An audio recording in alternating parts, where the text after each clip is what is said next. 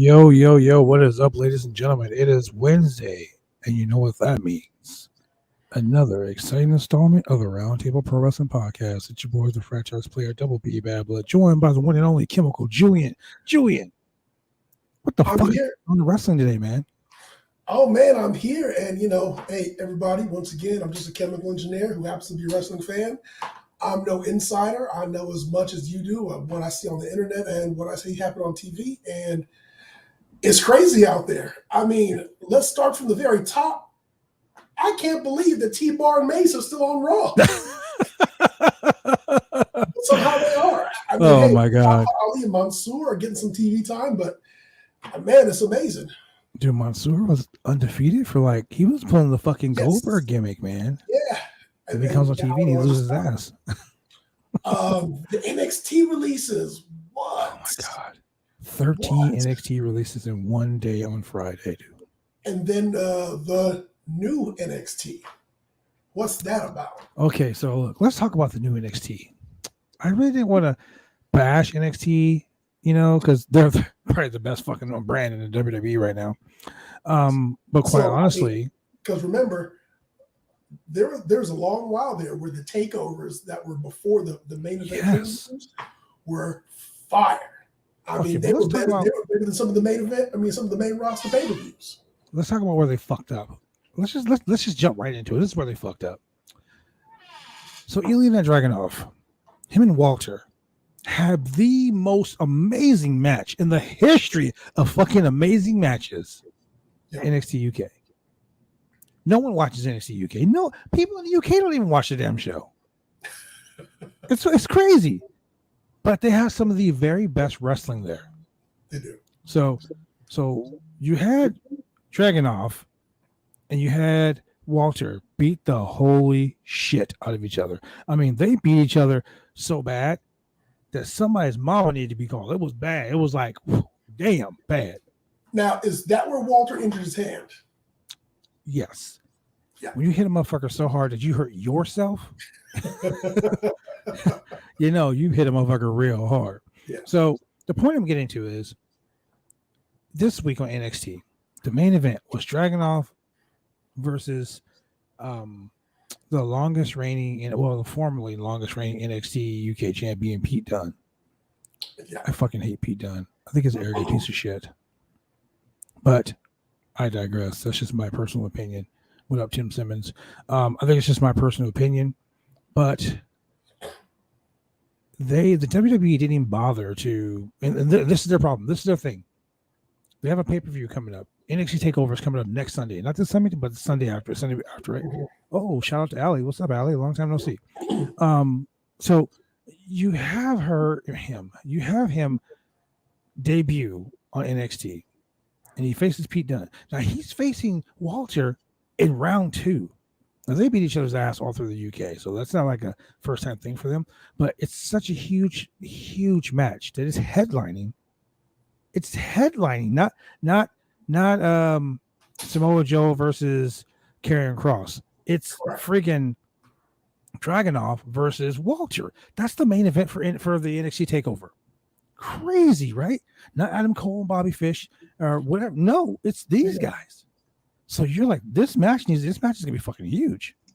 So the WWE is gonna WWE.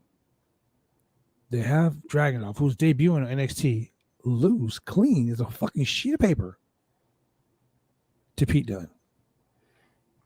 Wow. So how do you introduce somebody for the first time to the NXT crowd? You have them fucking lose. Great job, WWE. Real good fucking booking. Real great booking. To be fair, that's what they did to Karrion Kross when they brought him to the main roster, having get beat by Jeff Hardy. Well, we know you mean NXT champion Jeff Hardy because he might as well be the NXT champ because he didn't beat the champ on television in fucking 2 minutes. Yeah, but correct. The WWE is going to WWE. They're going to fire people after saying after making the most biggest fucking profit ever in the history of the WWE. I mean, Vince McMahon Sr. couldn't even do this. The biggest profit. I think we need to go ahead and do some budget cuts. We can afford all these people. So here's the thing about NXT. NXT is no longer going to be the third brand. It's going to go back to being a developmental like FCW was, which is going to totally kill everything. Because Vince doesn't want midgets. He doesn't want guys under 6'2", under 235 pounds on the main roster. He doesn't think the small guys can wrestle. But here's the thing, though. The biggest thing that was killing FCW was they definitely did not invest the production value into that show that they're doing in NXT right now. And I mean, NXT took a couple back steps, and that is due to the pandemic, of course. I mean, they had to go back to the Performance Center and seating is limited, et cetera, et cetera. We had some good stuff come out of the Performance Center and out of FCW. I mean, you got to remember, back in FCW and in Ohio Valley, Ohio Valley has some really good stuff come out of it. Yeah, so their class was ridiculous. I mean, if you're going to make it like that, I mean, go ahead and, pump out some good product that you're going to invest in, because they invested in Cena, they invested in Batista. They had Kane pass through, they had Taker pass through, they had Show. Well, Show got punished and sent there. Mark Henry got punished and got sent there. They had quite a number of guys come. Minnesota Stretching Crew came out of there. Lesnar, he was real big down there. Ross Benjamin, yep. Yeah, I mean, so if you're going to bring them up, invest in them. Don't fucking job them out 1, 2, 3 in the first night out. At least give them something. I wonder how Triple H and Shawn Michaels feel being replaced. It was reported that Vince, who doesn't even watch the fucking product, Vince, Laurinaitis, and God, I believe it was Kevin Dunn. They showed up at the Performance Center, or the Capital Wrestling Center, whatever the fuck it's called this week. Yeah, they showed up at the center, surprised everybody, and was like, "Yeah, you guys, you're doing really good, pal. Really good stuff, pal. Yeah, you're doing pal. Get rid of that guy. Get rid of that guy. Get rid of that guy." NXT releases so far. Lars Sullivan. Well, let's just go whole WWE releases, because I want to get that out of the way. So we got Lars Sullivan is still around. No. This is complete. This is their complete list of releases. So Lars Sullivan, Big Show, Steve Cutler, Andrade, Okay. Peyton Royce, and Billy Kay. Correct. That was fucking great. They should not get rid of them. Mojo just to bring them back, just to put them in the fucking title picture at this takeover, which is going to be probably the last takeover. Kalisto got released. Mickey James, of course, the trash bag situation. Chelsea Green, who's already showed up on Impact Wrestling with her man. Tucker, no one really gave a shit about Tucker. Believe it or not, Bo Dallas was still in a contract for like 3 years and hadn't wrestled a match since like June 20th of like 2000, yeah, dude, like he 19 or something like that. I don't even think he was at catering. I think he was just at home. Yeah, he didn't give a shit. A guy that I really don't give two shits about, Mojo Rawley. I think it's one of those things that were because of catering, or because of COVID, there was no catering, so folks were at home and out of sight, out of mind. Yeah, fucking Mojo. Yeah, that'd be truthfully it, man. Out of sight, out of mind. Mojo Rawley, get a shit about him. Blade, another really great talent. That Vita chick, she was in May 2017. She literally got signed and then released in January 2018. They got released this year. Jessamine Duke, part of the 4 Horsewomen. Vanessa Bourne, I didn't think she was still around, but she got released. Skylar Story, better known on the indies. I can't think of her fucking name on the indies, but she literally signed her contract with NXT October 7th of 2020, like right in the middle of the pandemic. And then May 20th, she got released. Crazy. Ezra Judge, another big dude that they hired, he got released. Tyler Breeze. Give me 1 second. 1, 2, 3, 4, 5. 1, 2, 3, 4. Huh, weird. They Alexander Wolf, they released him May 20th. He was one of the big people that got released. Finally, they got rid of Velveteen Dream. No one gives a shit about Velveteen Dream. What was he in? What was he in legal limbo? I mean, he was in limbo because of the Me Too situation. Correct. Then Braun Strowman got released. That right there, honestly, out of all the people that got released at that particular time, Braun Strowman, who literally had signed $1 million a year contract with WWE. He's the kind of guy that Vince loves. Dude, he's a big guy. He's tall. He's and here's the thing. I mean, Vince even it kind of punished him for a little bit, sent him away, made him lean out. He was doing the Instagram. He was doing the social media thing, showing himself working out, the country strong and all that shit. He even shaved his head. He had a strong role in the Wyatt family. He even had he was the Wyatt family member there. Yeah, he had the angle with Bray shortly, I think at Mania, wasn't it, or before Mania, or whatever. So they still have that going. I mean, he was saddled with the the choo choo running around the ring. Yeah, that's ridiculous, man.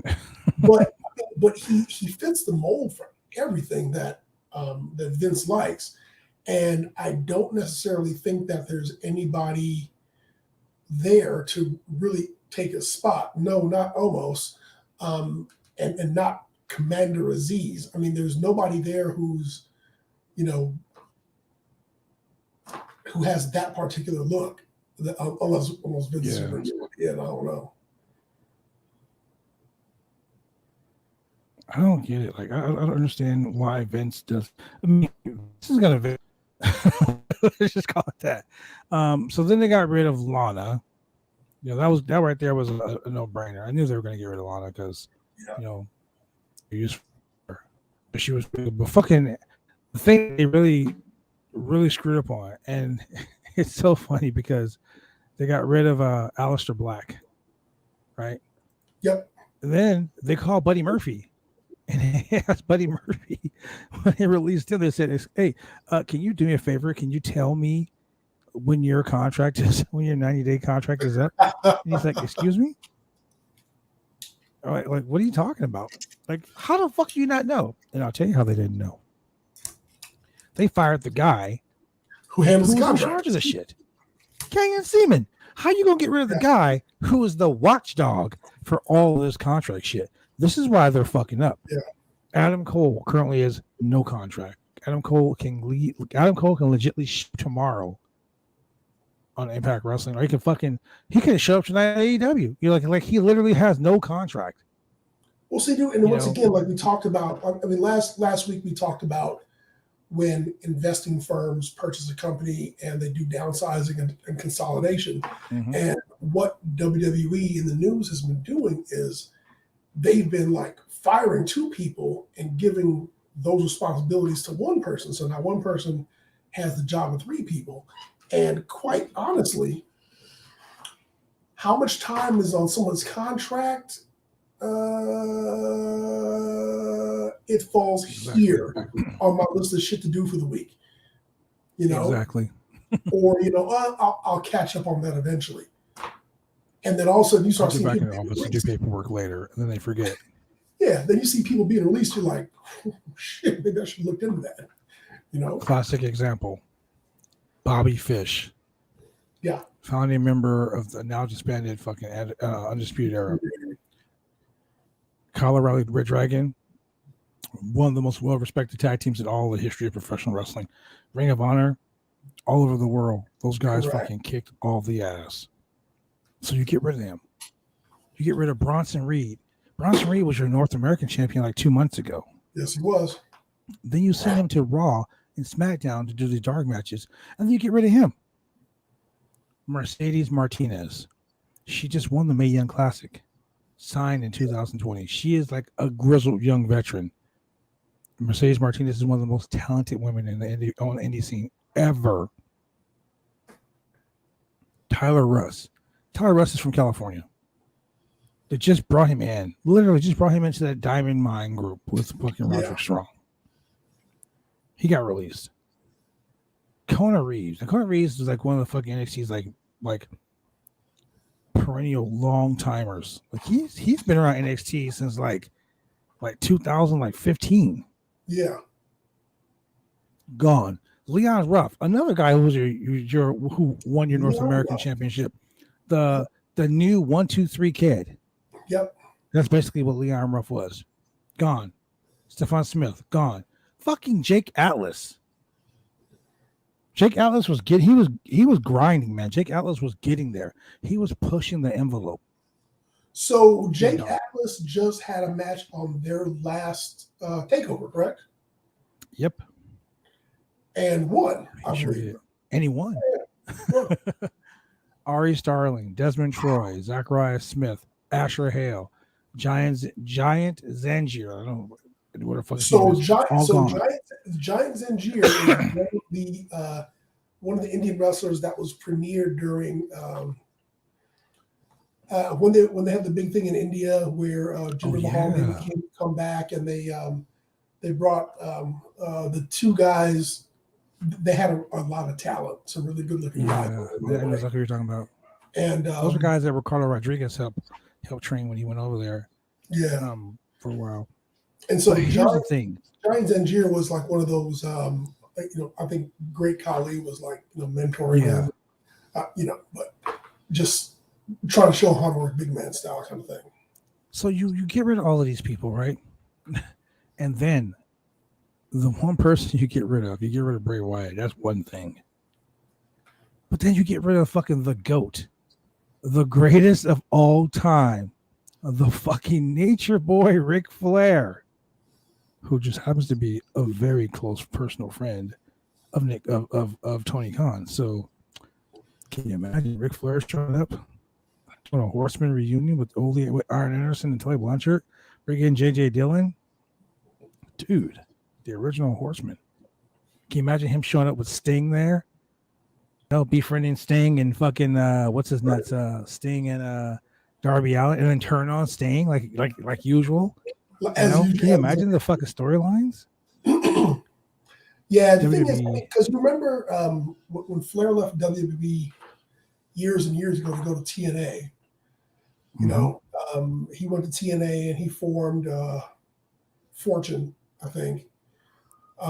Flair, Sting, Kevin Nash. Was it Jeff Jarrett? No, it was AJ Styles and because AJ Styles Frankie Kazarian, Flair protege, I believe. And then that's how you ended up with Jay Lethal doing the whole Black with Cheese Mo.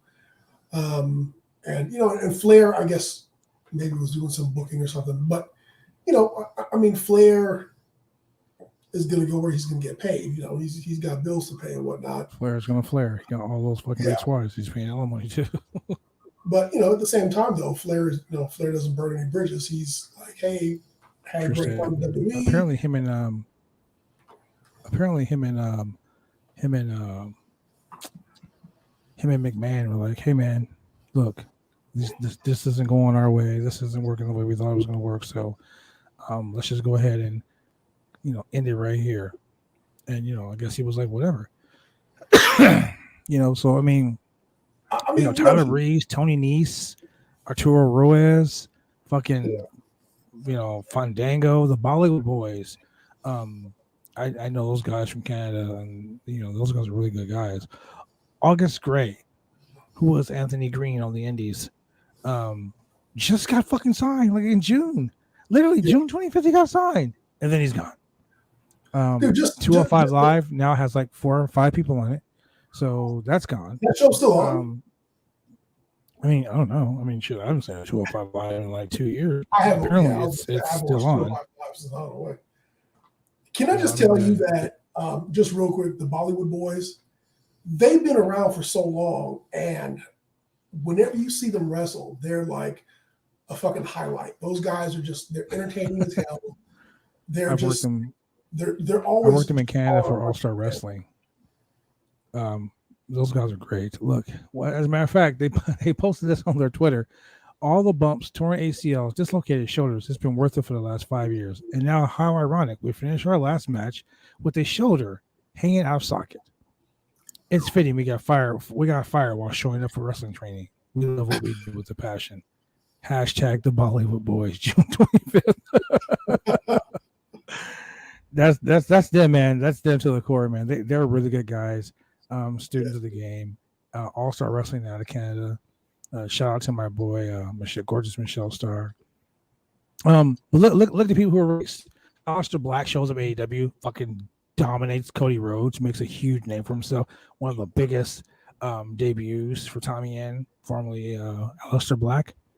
And now, the same way Jon Moxley and Aleister Black made their AEW debuts with those cool vignettes, Buddy Murphy is having these vignettes too. So could we be seeing a debuting Buddy Murphy over there? Can we do that? Like, is that what we're going to see pretty soon? I mean, his contract is up August 31st. I would really rather say, so once again, I know whenever people talk about WWE releases, they talk about AEW. Man, I would really like to see some of these top talent and upper mid carders from WWE head over to Ring of Honor, go over to Impact, repopulate those rosters, just get those shows up and pumping and moving. You've got the whole Forbidden Door thing going. You know, right. Freaking the Good Brothers just defended the Impact Tag Team titles on AEW. So, you know, don't do the AEW review yet, because we got a lot of shit to talk about. Let's do this real quick. Let's go to a quick commercial break, and then what I'm going to do is I have some breaking news. Let's hear some breaking news. The Pacific Northwest. Some breaking news. Like breaking and it concerns me. It concerns this guy right here, the franchise player, and my redhead girlfriend. They graded back there. Yeah. So let's do this. Let's go to a quick commercial break. When we come back, we're going to have that news. Breaking news. Drive me insane! All these rules are lame, have been taking all the fun out! Drive me insane! All these rules are lame, have been taking all the fun out! Drive me insane! All these rules...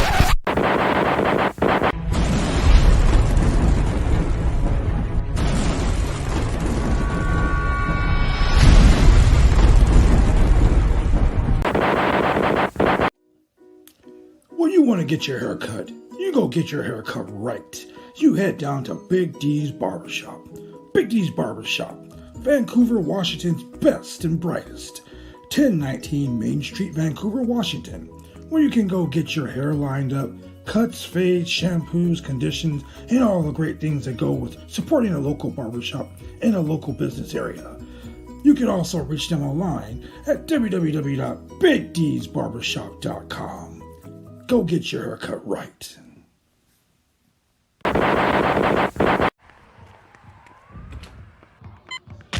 These are more than just the sounds of a safe place to go after school. These are the sounds of interest being ignited and of mentors making an impact. At Boys and Girls Clubs, we don't do just one thing. We do whatever it takes to meet the needs of every kid who comes through those doors.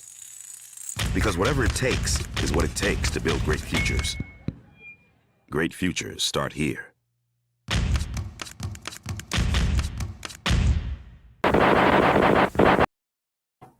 Ladies and gentlemen, it is true. Great futures do start at the Boys and Girls Club. And you know what, Jullian? I've seen that commercial like 300 times. That's the first time I've seen that kid doing hopscotch. I don't know what it is, man. But, ladies and gentlemen, breaking news. There's a promotion in the Northwest here. Upstart promotion. It's been around for, I think they did a couple of shows, but they're planning on doing a huge show. And you know me, we talked about this off the air. I'm so fucking fed up with the Northwest wrestling scene commissioner. She is causing so much trauma, but this guy This guy is bringing old school traditional wrestling back. Ladies and gentlemen, let's talk about Timber Pro Wrestling. Let's bring him in, ladies and gentlemen. This man right here. Welcome, Josh Russell, the traditionalist to the Roundtable. How you guys doing tonight? So, traditionalist. Yes, sir. I got a question for you. As a matter of fact, let me do this real quick. Let me get the graphic up before we go any further. That way, I'm ready for it. Oh, wait. I don't freaking have the graphic. Oh, my God. You know what? That's okay, because I'm pretty sure you got it. Let's do this, ladies and gentlemen. The co-owner of Timber Pro Wrestling, the traditionalist himself, Josh Russell. Josh. Yes, sir. Let's talk about this special announcement. All right, let's do that.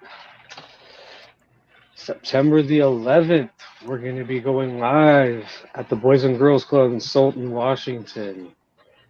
We're going to have an absolutely tremendous card. Going to bring some talent together from promotions that may not have had an opportunity to work together.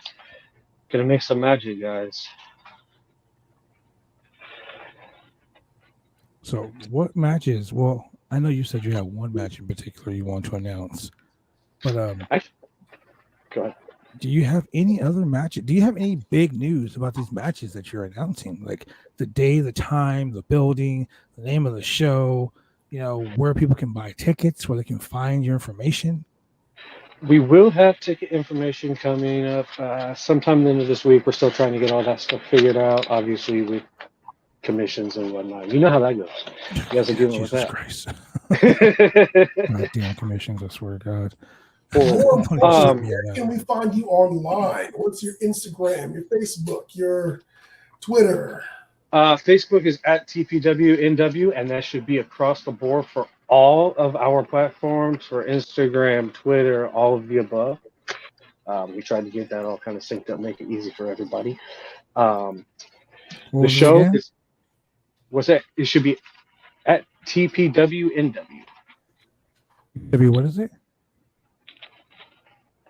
At TPWNW. Pops right up. TPWNW. All right. All right. At least that's something else. I was like, what TP in my bunghole? What the hell?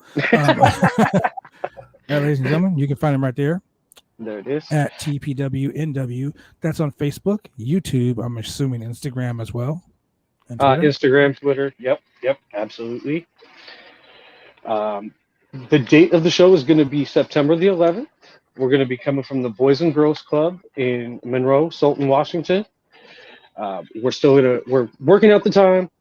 We want to make sure that we give everybody ample opportunity to get there. We've just been informed that there's another showcase happening in the area. We want to make sure everybody can attend both shows if they want to do so. So let me ask you this before we go any further. Absolutely. Where is Monroe, Washington? Monroe is, I'm going to say, about 30 miles east of Seattle. 30 miles east. It's a little northeast of Seattle. So if I were to fly into Seattle, it would take me, an hour to get there? Yeah, roughly. Okay. Just want to make sure. I didn't want to be facetious here. Okay. I'll get there in 15 minutes, and it's like 6 hours later. It might be 6 hours. We got traffic. You know how that goes. Oh shit, that's right. Much traffic right here, ladies and gentlemen. Hey, we got Boeing. That makes it hard enough. Oh Jesus Hey Christ! man, if you're in Portland, you come for the wrestling and stay for some of the hiking. Oh my God! Absolutely. We all know the Pacific Northwest is where Bigfoot lays, so hopefully you don't get grabbed up by the Sasquatch. There's no guarantees. I can't make any guarantees. You may have to have some waivers at the door just in case Sasquatch shows up. Oh man. Or it's just every down there in a Bigfoot costume. Oh my God. Okay, so I found the graphic. Perfect. I actually shared the graphic with someone. So what I'm going to do is this. You announce the match, and then I will share the screen.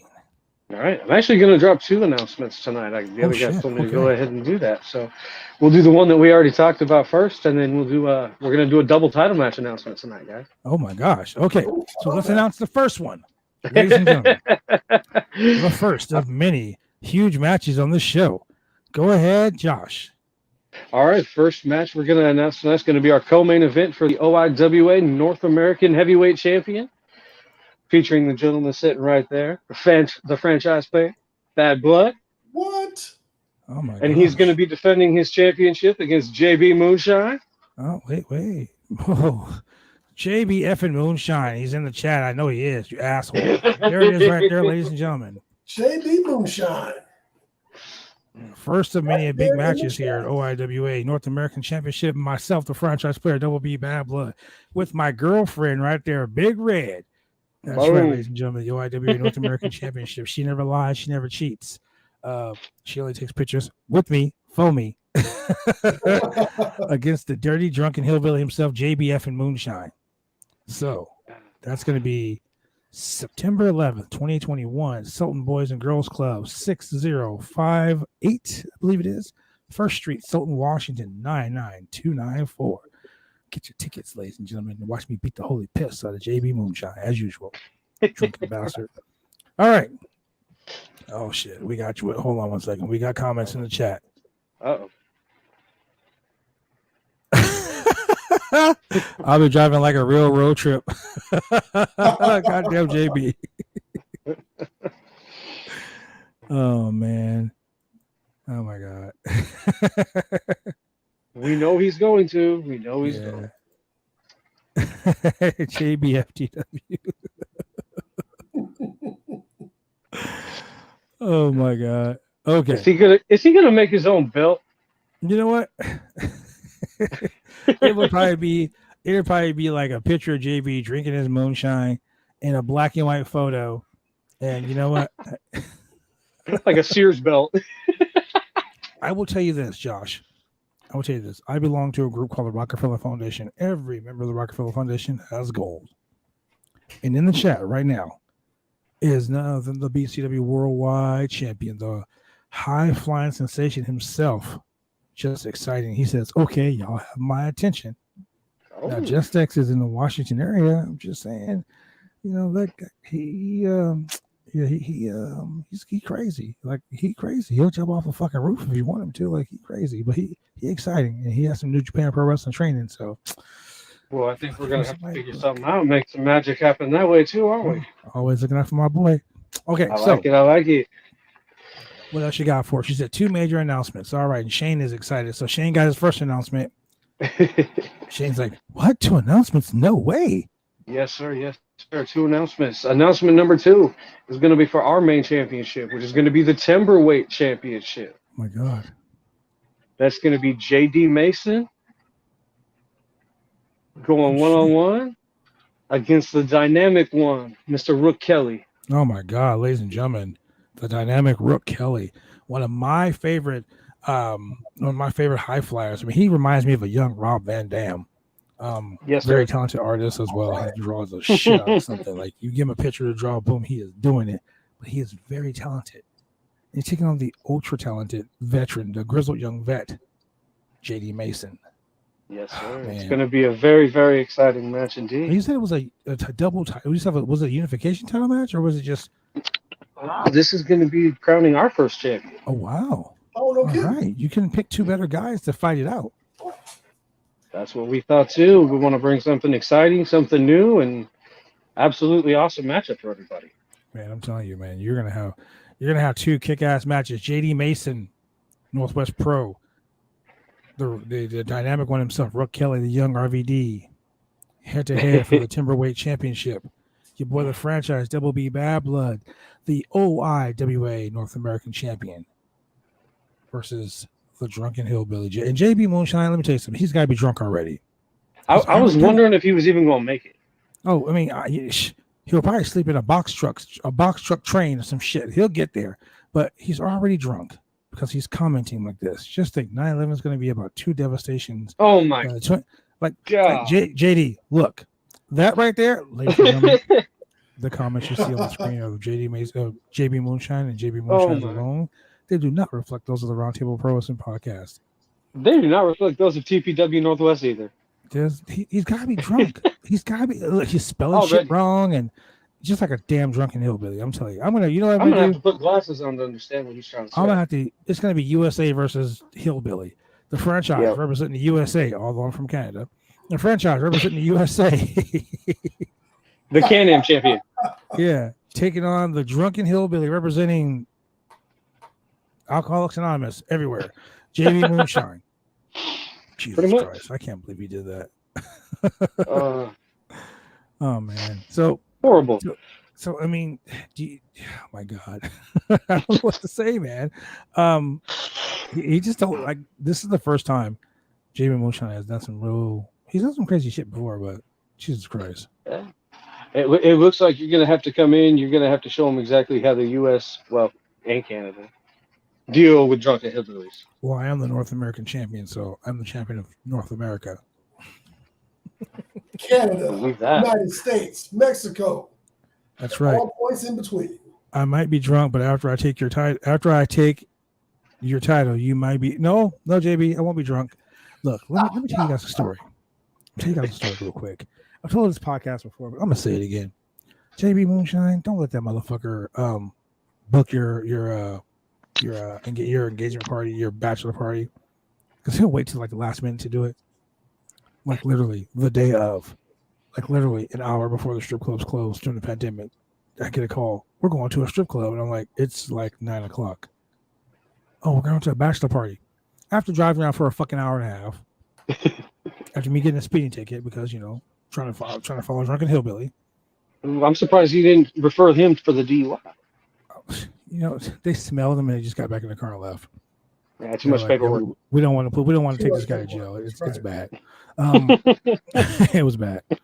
So one of JB's brethren, another drunken hillbilly name, can't think of his name right now. Anyway, this guy says, "You want a drink?" I say, "Sure." He gives me this little jar. It's a fucking mason jar.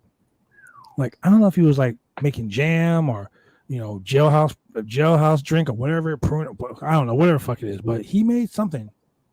No, it wasn't Lance Dean. It was Copenhagen. That's it. Yeah, that shoe. It was Copenhagen. So he says, "Hey man, you want a drink?" I say, "You know what? Sure, man. I'm being cordial." He gives me this drink. I put it in my car because I'm not gonna drink this shit. So I drive all the way home, like the night before. I'm like, I'm fucking tired. Like we've been out all night. I get home, I'm blocking from my house, and I open my thing. I'm like, oh, what the hell is this? I open it up. I smell it. Oh, it smells great. This shit smells amazing. So I took a big sip. Not like a little girly sip like I'm drinking a Truly or some shit. I took a big fucking sip.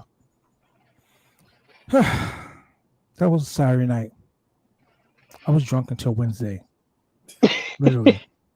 I came on the podcast that Wednesday, and my co-host Tony DeBurn was like, "You all right, man?" I'm like, "I don't know, man. I literally can see through walls. I got a new superpower."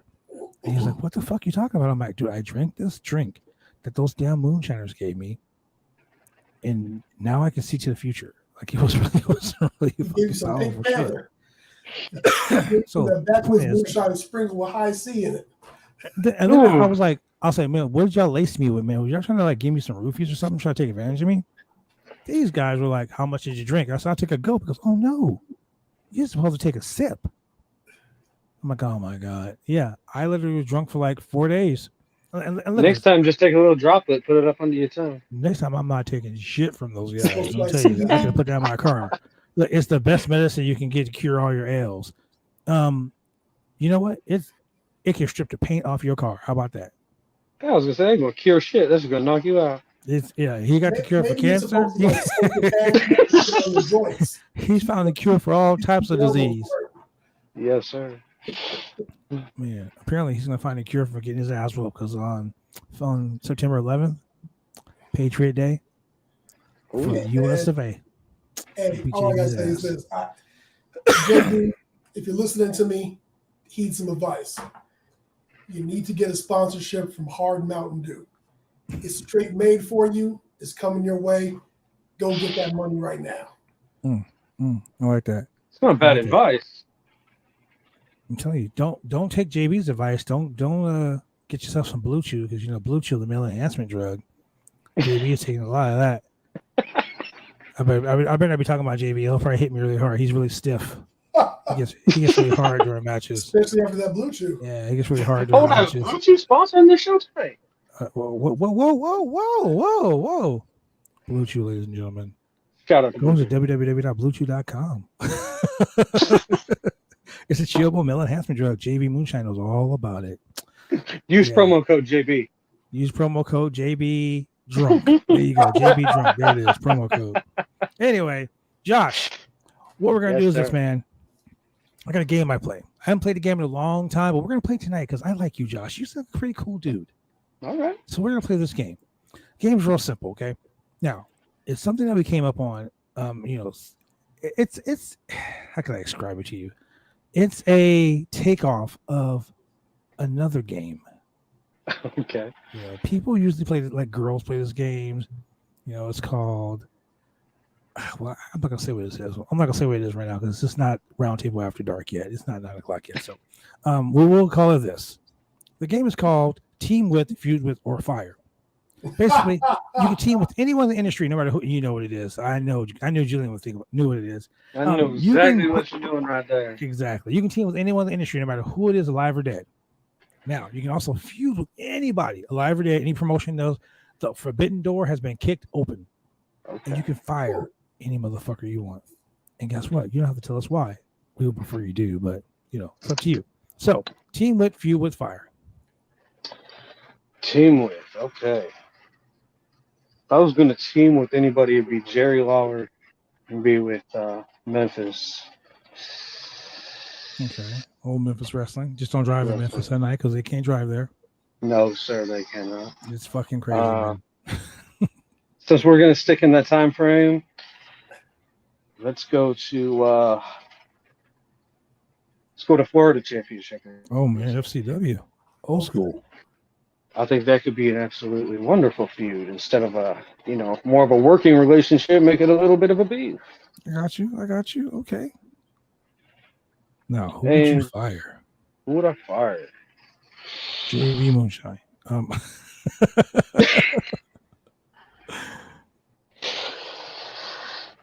That's a very good question. If you're thinking that time frame. Bill Watts. Oh, shit. Good old cowboy Bill Watts. Simply because he's a piece of shit. You're the third person that said they would fire Bill Watts. No one seems to fucking like Bill Watts.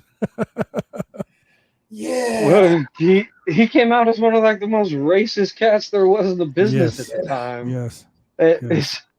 Why would we want that cancer in any locker room? Good call, man. Good call. Gotta keep it on that track, that traditional track. I like the old school style. I like that a lot. Okay, so we got that team with feud with fire. Now, before I let you go, I'm going to ask your opinion about something. You're a wrestling promoter. You're out there in the great state of Washington. Mm-hmm. You obviously know good talent because you booked the franchise. I mean, I'll let it slide. You book JB because not many people know about JB. JB's talented. I'm not going to shoot on JB. JB's a talented dude. Yeah, JB, you did beat me in Oregon. You beat me in a match that I was handcuffed to the guardrail and I couldn't move, so that doesn't really count. But that's fine. That's fine. I'll beat you like your mom should have. Anyway, yeah, the shit talking will commence. Trust me, the promos are going to be amazing. Let's go. Yeah, promos will be great. With all due respect to independent wrestling in the state of Washington and Oregon, what are your thoughts on the State Athletic Commission in both states?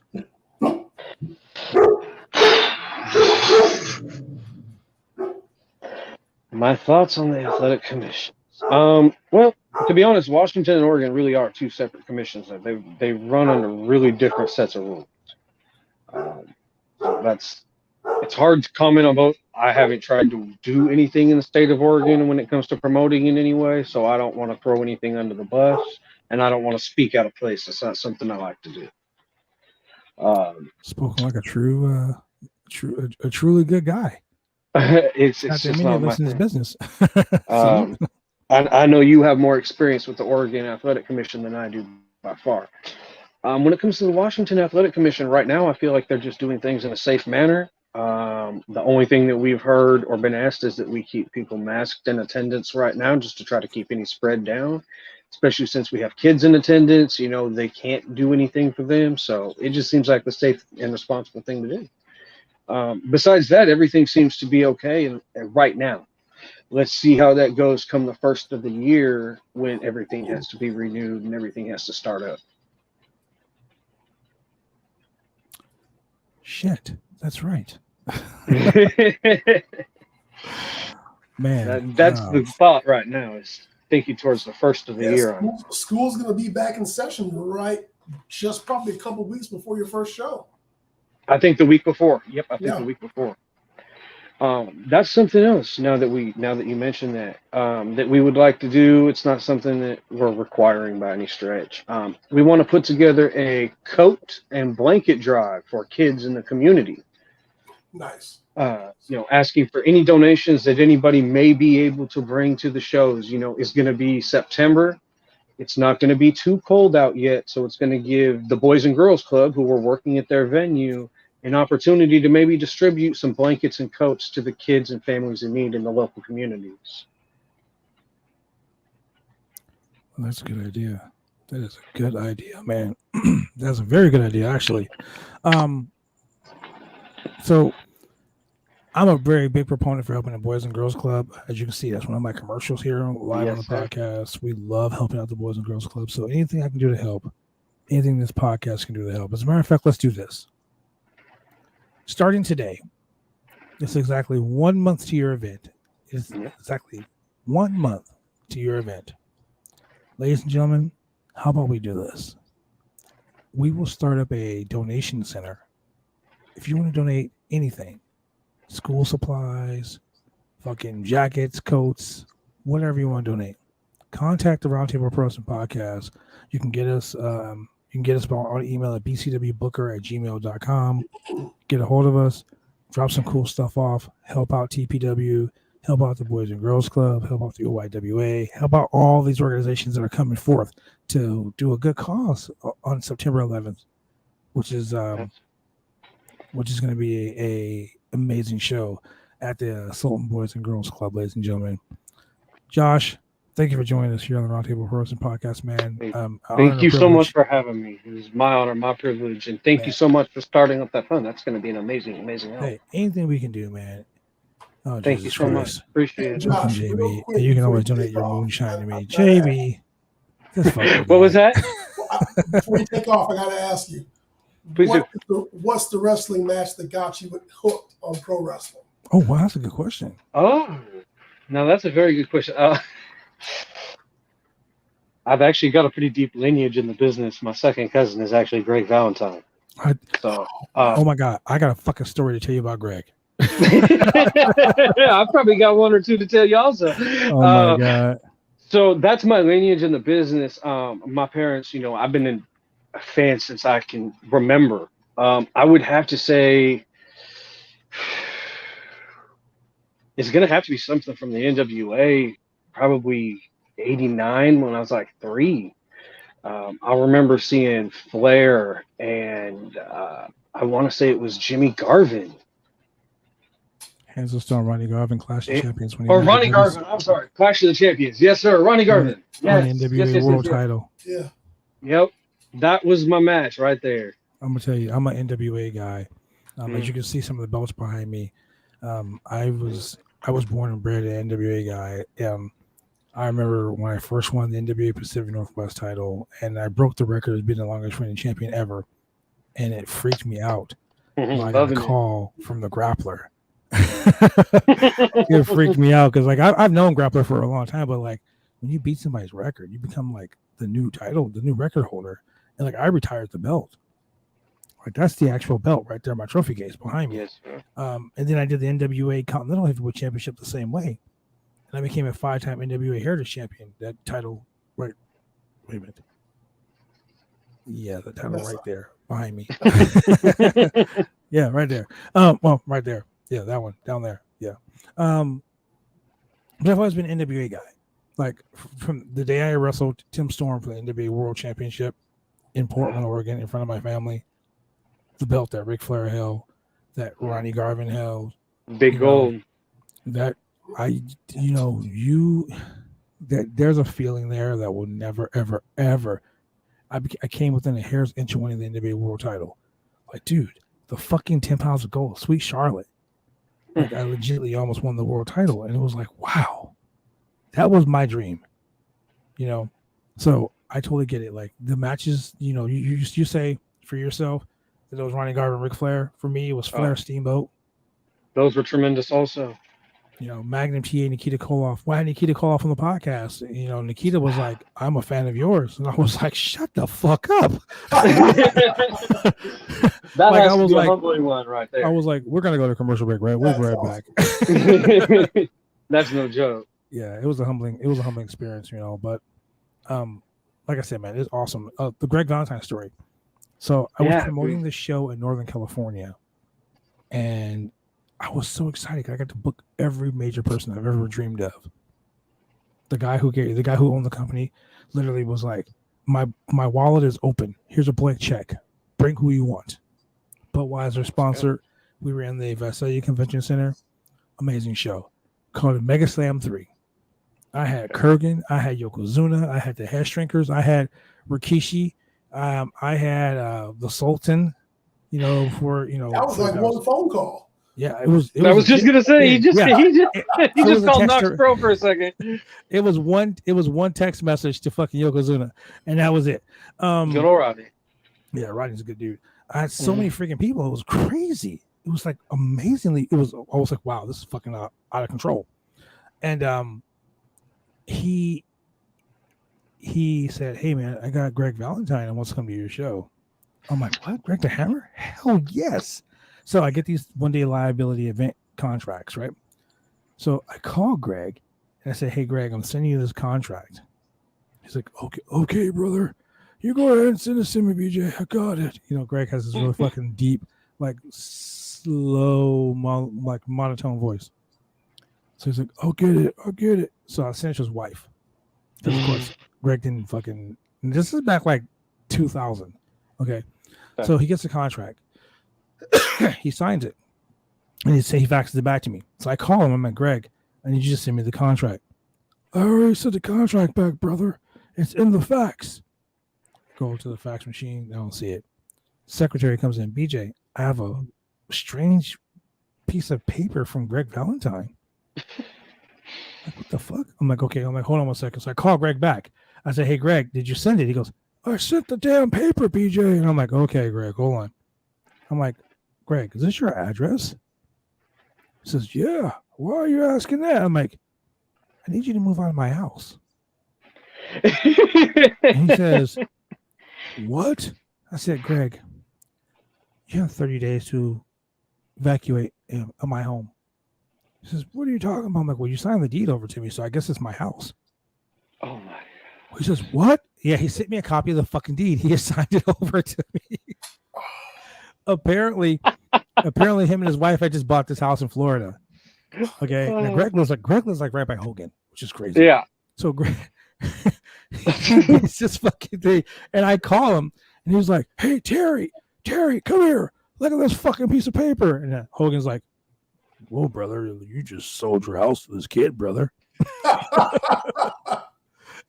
And I'm like, is that Hulk Hogan in the fucking background? And then the next day I get a call from Brian Knobs. Speaking of that, Brian Knobs is currently in the hospital right now, ladies and gentlemen. Oh, thoughts and prayers. Oh man. There's a GoFundMe that was set up by one of our friends in another chat group. So before we go off the air tonight, I'm probably gonna put that on my Twitter so everybody will know. But anyway, he fucking tells me, brother, can you do me a favor can you send me back that photo, man? That fax machine, that fax, man. My brother-in-law, man, he fucking signed the wrong paper, brother, and I think he sold you his house. I was like, fuck no, man. That's my house now. This is my house now, motherfucker. Get out. But no, I told Greg, I was like, hey, man, I tore it up. It's okay, brother. And then he came to the show and he's like, did you really tear it up, BJ? I'm like, yeah, bro, here's your papers. I was like, thanks, BJ. I said, by the time I'm like 60 years old, I'm going to tell that story about 100 fucking times. Dude, that's one of the coolest stories ever. I love it. Greg was a cool dude, man. Shout out to Greg Glamour Valentine. Yeah, like I said, thank you very much for joining us, Josh, man. Thank you so much. Nice Appreciate it. I can't wait to see you at Timber Pro, man. It's going to be absolutely awesome, man. I look forward to it so much. Once again, ladies and gentlemen, hell of a show, man. Look forward to seeing it. Absolutely. Thank you, Jullian. Appreciate it. Patriot Day, September 11, 2021. Sultan Boys and Girls Club, Sultan, Washington. That's right. It's called the TPW Northwest presents. Try saying that 5 times fast. Skid Road. Yes, sir. That's exactly where I'm going to leave JB Moonshine. A skid on the road. Oh, yeah. It's going to be a magic show, man. It's a dream come true for all of us at the ownership, and let's just hope we can make some magic happen. Oh, man. Well, the magic is already there. Support independent wrestling. That's right. Yes, sir. Indie wrestling is where it's at. If you don't have any indie wrestling, you wouldn't have any WWE. You wouldn't have any AEW. That's right. You wouldn't have any Very true. Impact Wrestling, Ring of Honor, none of that shit. Very true. Thank you very much for joining us, Josh. All Ladies and right, gentlemen, we'll thank be you right so much. back with more of the Roundtable Pro Wrestling Podcast. And Lilith is here. We'll be right back. Professional wrestling is one of the toughest sports going today.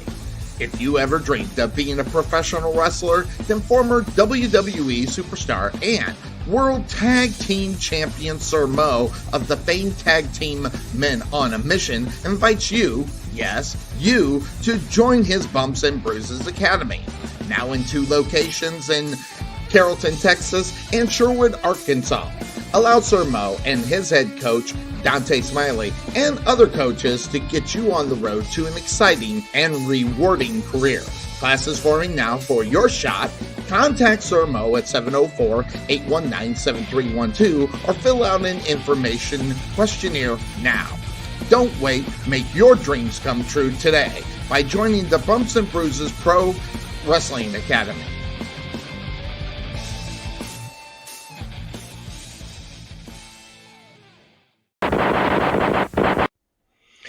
Hi, this is James Beard with SWE Fury, and you're watching the Roundtable Pro Wrestling Podcast.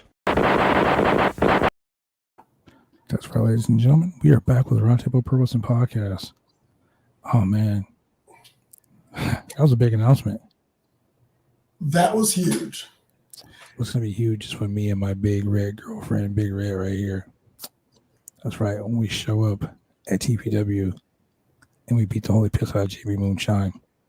I'm just saying, I love JB Moonshine. He's a talented guy, but I'm going to leave him a skid on the road. Are you really trying to get me to leave Southern California and make a trip up north? Brother. To see this show? I need someone to ride with. Come jump in the car. Let's go. Let's go. Shit. I mean, I'm just saying, let's go. Man, my lady's always she just got back from Oregon, and she's always looking for a reason to go back up there and spend the weekend. So I don't think I'm going to have to convince her too hard. Hey, did you go camping at Detroit Lake? Which one? When you came up to Oregon, did you go to Detroit Lake? Detroit Lake? No, we were in Ashland. We were at no, it wasn't Detroit Lake. It was another one. Yeah, you told me what it was before. I totally spaced. But yeah, it wasn't Detroit Lake. It was Hyatt Lake, Hyatt Cabins, something like that. And all the pictures on the VRBO show this big, huge, beautiful lake, blue water. We were gonna kayak. We were gonna jet ski. We were gonna do all this stuff on this lake. And man, we got up there, and I should have known the biggest heat machine himself in the Northwest, the cause of all of the 86% drought in Oregon. Bad Blood, the franchise player, left this lake at 20% capacity. I tried There to was warn you. nothing left for me to do out there. Only I tried to thing left warn was you. go to Crater Lake. Look, that Crater Lake, that's it. So, I'm going camping. I've been camping in a long time. I had a campsite that got burned down last year. I'm going camping, and I'm going to Detroit Lake. It's right outside of Salem. I've never been to Detroit Lake, but I'm pretty excited about it. But yeah, so with that being said, so tonight we had 2 guests. We had one person that was on the line who basically made an amazing announcement. And now this lady that we have coming on now, I don't know if we should call her a lady. I don't know if we should call her a demon.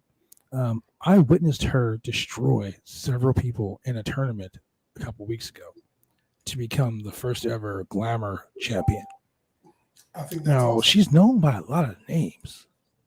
Grimm, which is really scary because anyone with a name like Grimm is a scary person.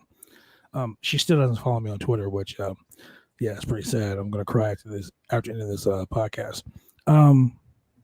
She's known by many names: in OVW, RMP, IZW, RWW, Glamour. Like, she is literally everywhere. She has a Pro Wrestling Tees page, and this lady is better known as the Bone Collector. Ladies and gentlemen, Lilith Grimm. Welcome. Oh, shit. Yes, that's right. If you're going to show up, you show up. She's showing up and showing out. Lilith, welcome to the Roundtable Pro Wrestling Podcast. Hello. Hello. How are you guys tonight? First off, I got to say, Not as good as you. I've had many people on the show. WWE, AEW, New Japan, Impact Wrestling, Ring of Honor, Glow, WoW, all these fucking major promotions around the world, major names. But no one has ever come on the show in 100% gear. No one has come on the show straight up and gimmick like the Bone Collector. Show up, show out. I love it. Man. So, I mean, shit. You got me. First off, you ain't following me on Twitter. The hell's that all about? I will admit Twitter is probably my weakest of my social medias.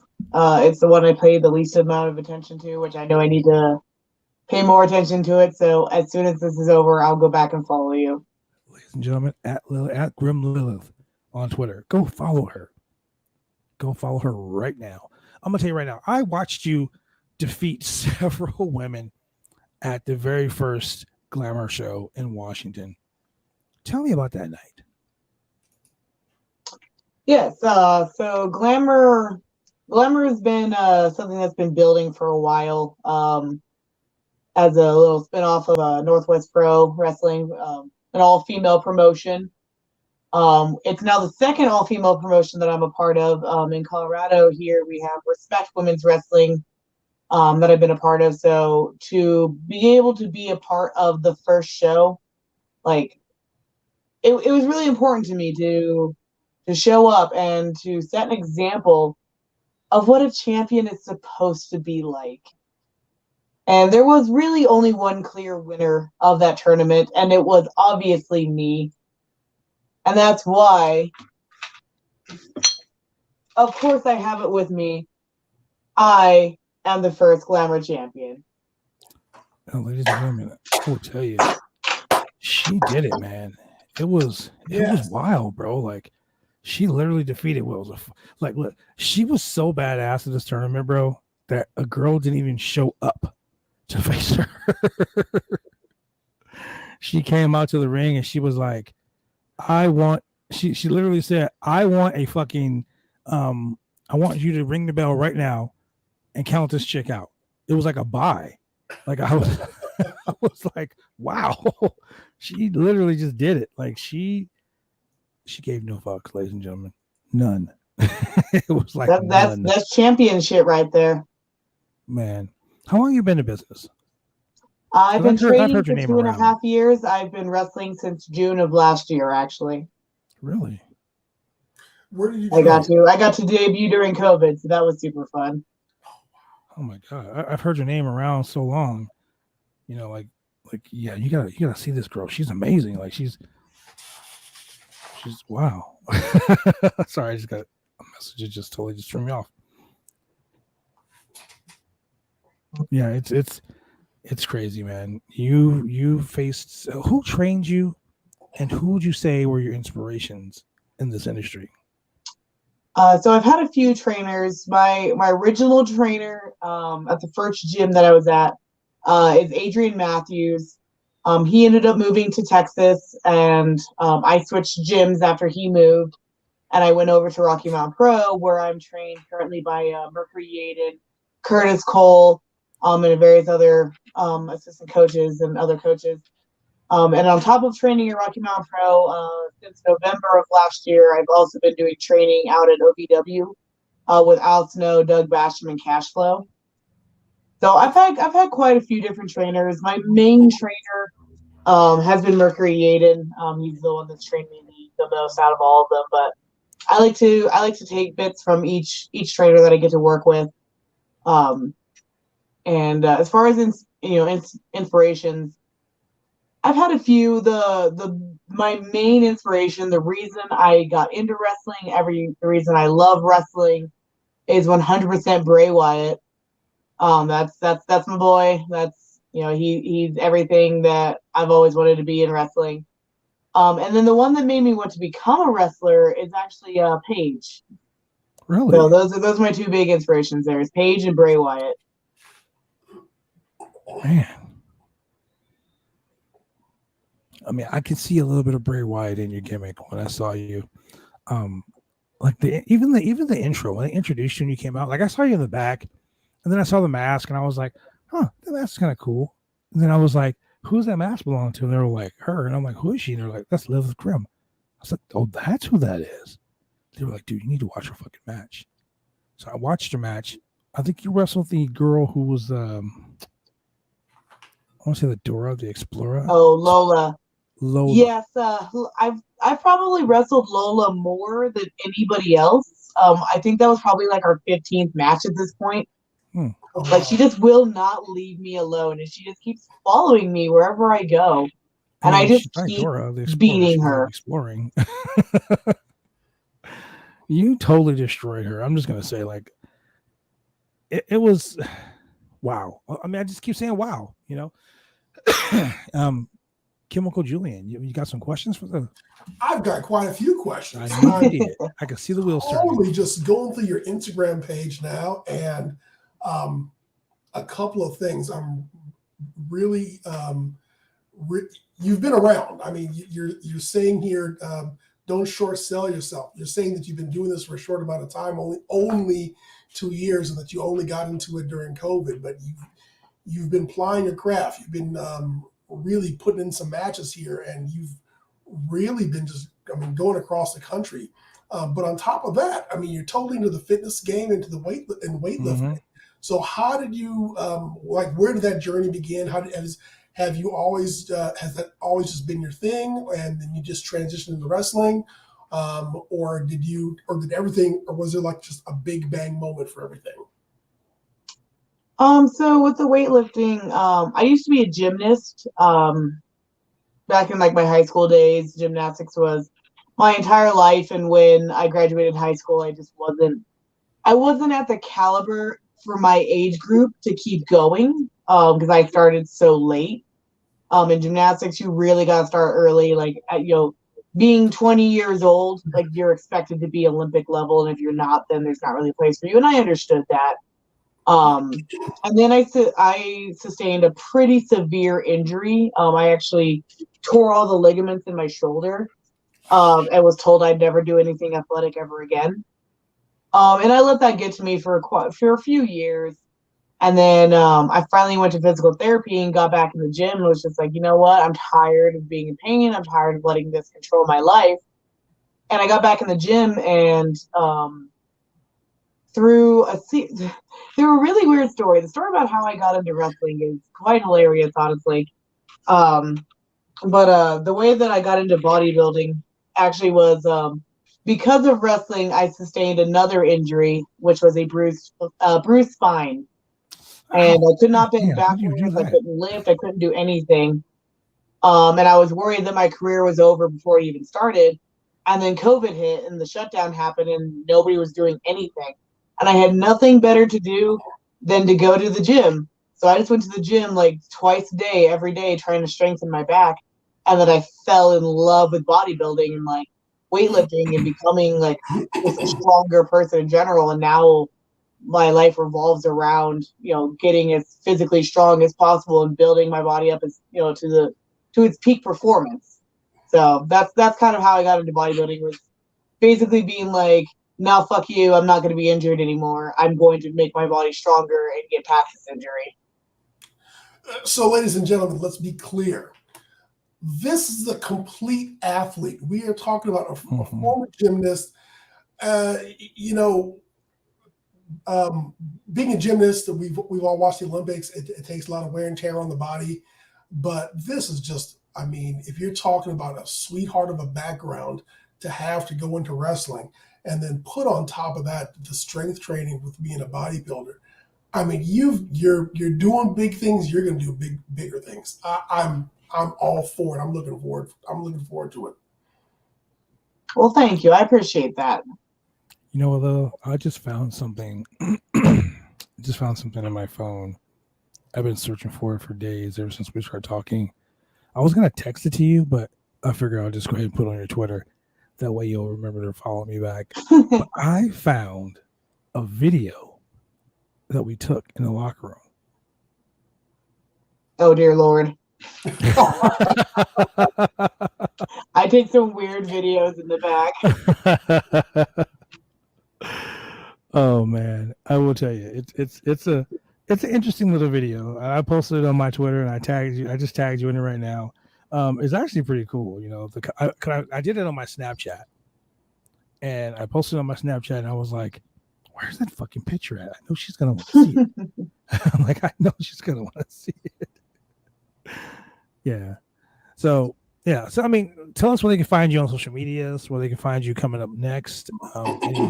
Any matches you got coming up? Anything you want to promote right now? You want to plug? Absolutely. Yeah, I'm pretty much on every social media. I got Facebook, Twitter, Instagram, TikTok. I'm getting really back into my TikTok. YouTube. You can find me at Lilith Grimm on all of them, except for Twitter, which is at Grimm Lilith, because they hate me and wouldn't let me be Lilith Grimm. As far as big matches, next Friday, Rocky Mountain Pro, we're taping our next Charge tapings. The week after that, we have Triple L. I'm facing Heather Monroe for the Triple L Championship. The next day, we go to Arizona for IZW. We have a student showcase, and then also the main show. And then what do I have? IZW. I have so many matches this month. I get it so confused. Like I have to have such a strict calendar, otherwise I will forget. I write on my refrigerator. I totally do. Did you say IZW? Yes, IZW Impact Zone Wrestling down in Arizona. That's one of the promotions I frequent. This will be my 4th show with them now. Tell Nav and Morgan I said hello. Oh, I love Nav. I absolutely will. He's an absolutely amazing guy, and Morgan is basically like my wrestling mom. Mm-hmm. I've known Nav my entire career. We've been friends since day one. When he was a Navajo kid, that shows you how long it's been. The Navajo kid. Yeah, it's been a while. I haven't heard that name in quite a while. Oh, Bad Blood seems to have froze up. So, Lilith, I got to ask you, what is your finisher, and how did you come on it? How did you decide on it? So I have 2 finishers at the moment. My main one is known as the Mancorda. So a little bit of backstory about that. The name Mancorda came from, it's a medieval torture technique where you would put the arms out, wrap cords around the arms, and then you pull to rip through the flesh. Yep. And so my finisher is a double overhook on the arms, and then I basically tear their shoulders out of their sockets. Okay. So that's my main finisher, and then I also have like an improvised Alabama slam that I've been doing. Okay. It's actually kind of like a one-sided Alabama slam. So instead of going Gotcha. over, it's just off to the one side. I haven't named that yet. I'm still trying to come up with a name for it. Oh man, I can only imagine. So who was your first match with, and how would you grade yourself in that match?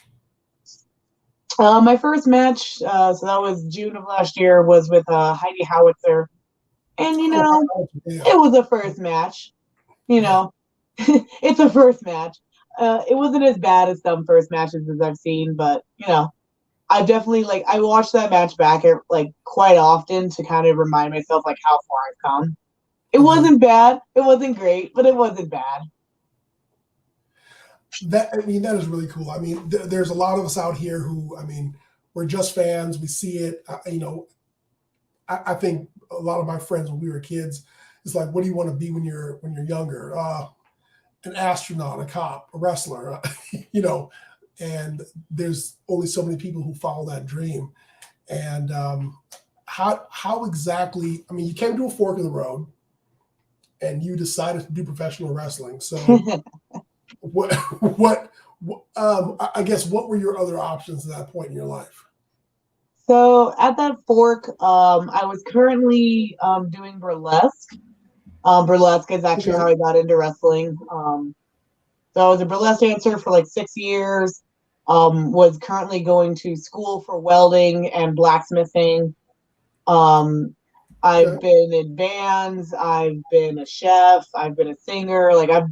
I went to art school for 8 years. I've tried a whole bunch of different things, and nothing has ever sparked my soul and made me genuinely, truly happy the way that wrestling has. Not even gymnastics. And gymnastics is a close second, but wrestling is where my heart truly is. So speaking of burlesque and speaking of wrestling, did you ever come out to Lucha Vavoom down here in Los Angeles? No, I have not, and I'm sad about that, honestly. That was always a good show, and it was when I say a little bit of everything, it was a little bit of everything, and that was always a great show. The wrestling was good. I want to say that was probably the first time I think I saw Colt Cabana early on in LA. Before I saw him in some of the other shows, and then of course they had the burlesque dancers and everything else, and that was really good. Did you sing in a band, or were you singing or did you have a house gig? What were you doing there? So I was in a couple bands. I was in this terrible industrial band. We went on tour for a little while. I was the lead singer for that one, and then I was in a metalcore band for a while. We got to play with quite a few national acts, I Prevail, Smile Empty Soul, quite a bunch of different national acts. That was fun. I really enjoyed doing music, but the amount of drama and how much work that goes into the music industry, it just wasn't enough reward, in my opinion, to make it worth it. In the end, I was just I do this because it's fun, not because I want to put the work in, if that makes sense. I got you. No, I got you. Yeah, and plus with music now, contracts and how people get paid and how the money gets divvied up. Yeah, it was a lot. It was fun, but it just wasn't for me. And that's one of the things with me is I get bored very easily. I'll try something, and if it's just not quite right, then I'll move on to the next thing. And wrestling's the first thing that I've never gotten bored with it. In fact, I just keep getting more and more and more into it, more dedicated to it. There's nothing I would rather do than be in the wrestling ring. I train 4 days a week, and I train more if we were open more. I do shows every weekend. There's absolutely nowhere I'd rather be than in the wrestling ring. I will tell you, training with Yates, training with Mercury over there, that's going to make you a star. He's already made a few stars, and I'm very grateful for the training that I get, because in my travels, you know, like I get to go to all these different places, all these different promotions and schools, and I truly appreciate what we have, and not just like in our school, but in our promotion. Like nobody on the indies gets TV time. Like I get to be on a TV show once a month. I'm already TV trained. I know how to work the cameras. Like it's not something that you get anywhere else in the country. Like That's right. it's truly special what Mercury, Yaden, and RMP has built. Plus, you get a hands-on with Uncle Bob himself, Brutal Bob Evans. Oh God, I love Bob. I don't think anybody doesn't love Bob. Like Uncle No Bob. one I know has a bad thing to say about Brutal Bob. If they do, they can catch me outside. That's how I feel about Bob. Yeah, so it's awesome, man. Like you're making some great strides, like some really great strides. I'm proud to say that I know you, and that I actually got to watch you perform, because I will tell you, you are a sight to behold. Like, ladies and gentlemen, there are a few women wrestlers in this industry that captivate right from the gate, and you did that like right from the gate. You know, you said Bray Wyatt was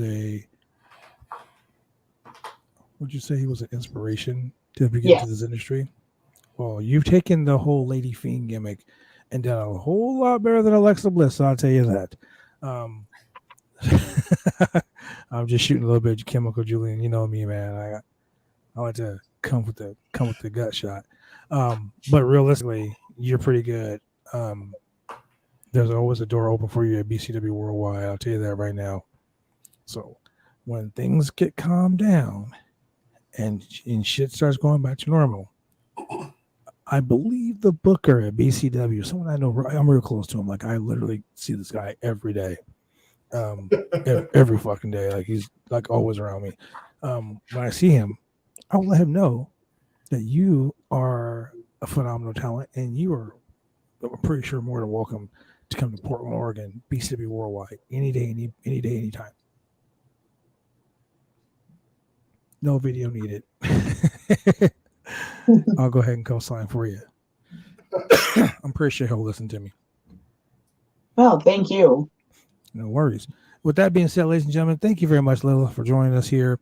If you want to buy her gear, if you want to buy some t-shirts from this lady, where can they find you on the Pro Wrestling Tee site? You can just search Lilith. I'm the only Lilith on Pro Wrestling Tees. I have most of my shirts up there. I have a couple designs that I only sell in person. Because, you know, I got to give you a reason to come to the shows other than to see my matches. So if you want to get the good merch, you have to buy it in person. But I do have most of my designs on Pro Wrestling Tees. There it is, ladies and gentlemen. There it is. Ladies and gentlemen, we'll be right back with more of the Roundtable Pro Wrestling Podcast and Jullian's AEW review. Oh, yeah. And then my tirade about the state of the commission in the state of Oregon. Here we go. Buckle up, ladies and gentlemen. That's right, ladies and gentlemen. This is about to be Boston up in this bitch, because there's going to be some tea spilled. Lilith, thank you very much for joining us here. On the Thank you for Pro having Podcast. me. Hey, and go check out that cute little video that I posted on your page. Oh, God, I'm ready. We'll be right back, ladies and gentlemen. Professional wrestling is one of the toughest sports going today. If you ever dreamed of being a professional wrestler, then former WWE superstar and World Tag Team Champion Sir Mo of the famed tag team Men on a Mission invites you, yes, you, to join his Bumps and Bruises Academy. Now in 2 locations in Carrollton, Texas and Sherwood, Arkansas. Allow Sir Mo and his head coach, Dante Smiley, and other coaches to get you on the road to an exciting and rewarding career. Classes forming now for your shot. Contact Sir Mo at 704-819-7312 or fill out an information questionnaire now. Don't wait, make your dreams come true today by joining the Bumps and Bruises Pro Wrestling Academy.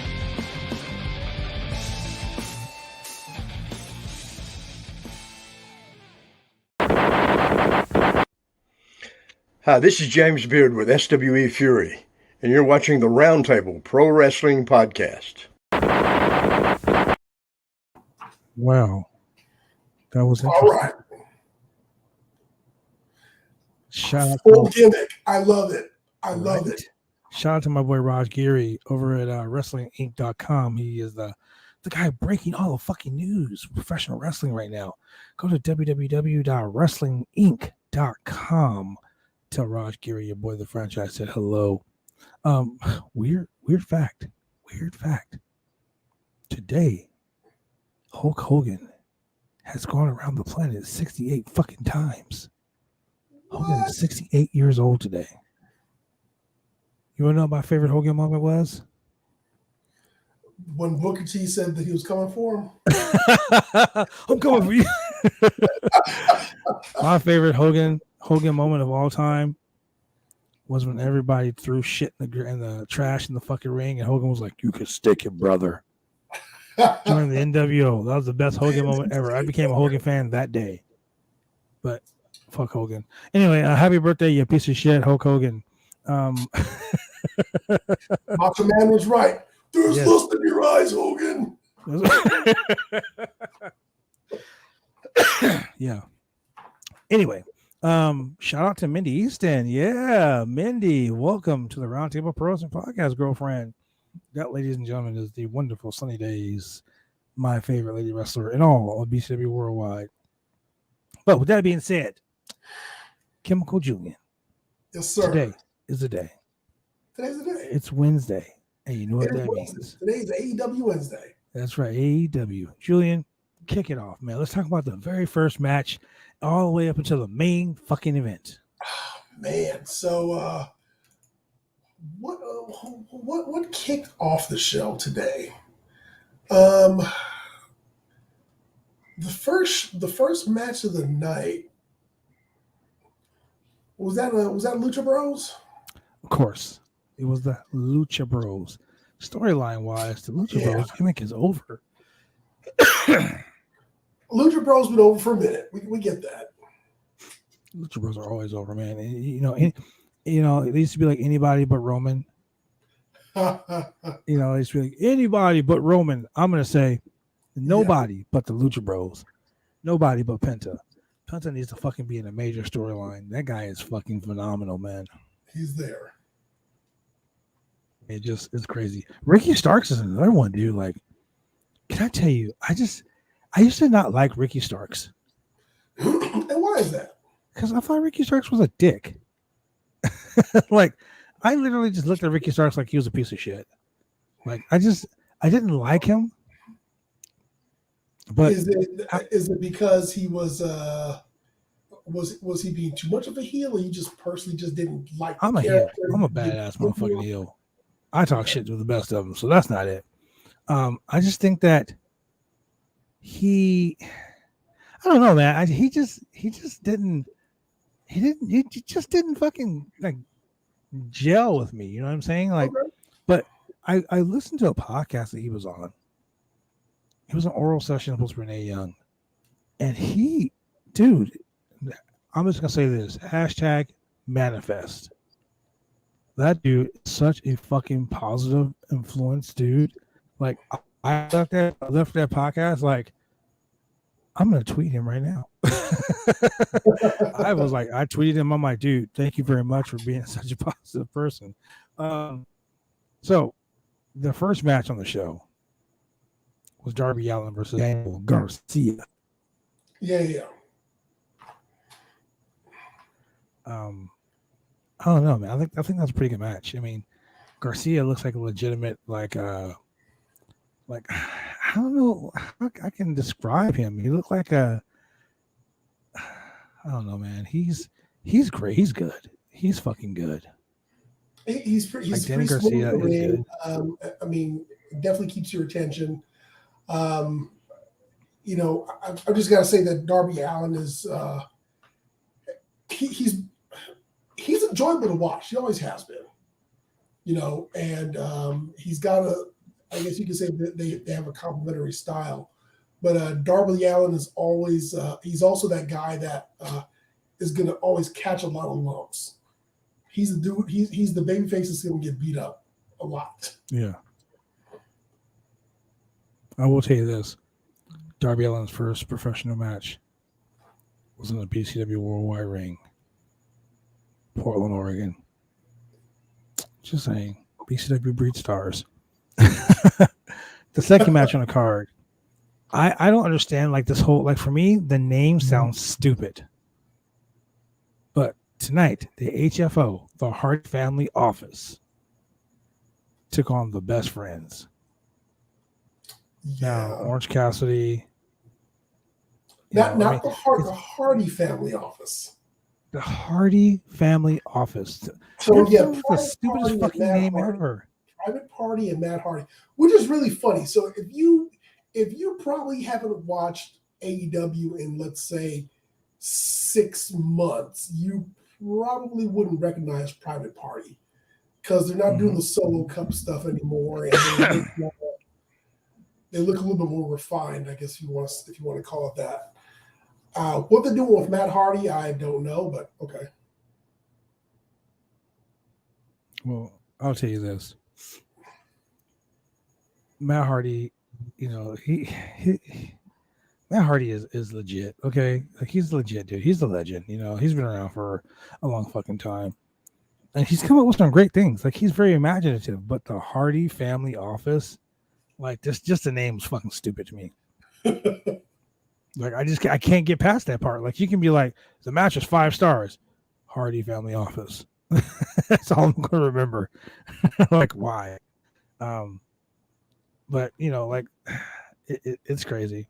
What were your thoughts on that match? You know, the Hardy Family Office beating the Best Friends. Yeah, so you know, Matt Hardy winning with the twist of fate. I would rather have seen maybe you know, one of Private Party get the win versus Matt Hardy, but you know, whatever. But you know, we had a good turnout with Orange Cassidy and Chuck Taylor. I mean, it was what it was. I mean, it served its purpose. I'm guessing this is building up to something that's going to happen at the pay-per-view that's coming up next. Well, you know, I will say this: I've never really been an Orange Cassidy fan. Because as a wrestler, if Orange Cassidy did the shit he did in a match to me, like a legit match, I would smash the fuck out of him. You know, but like last week,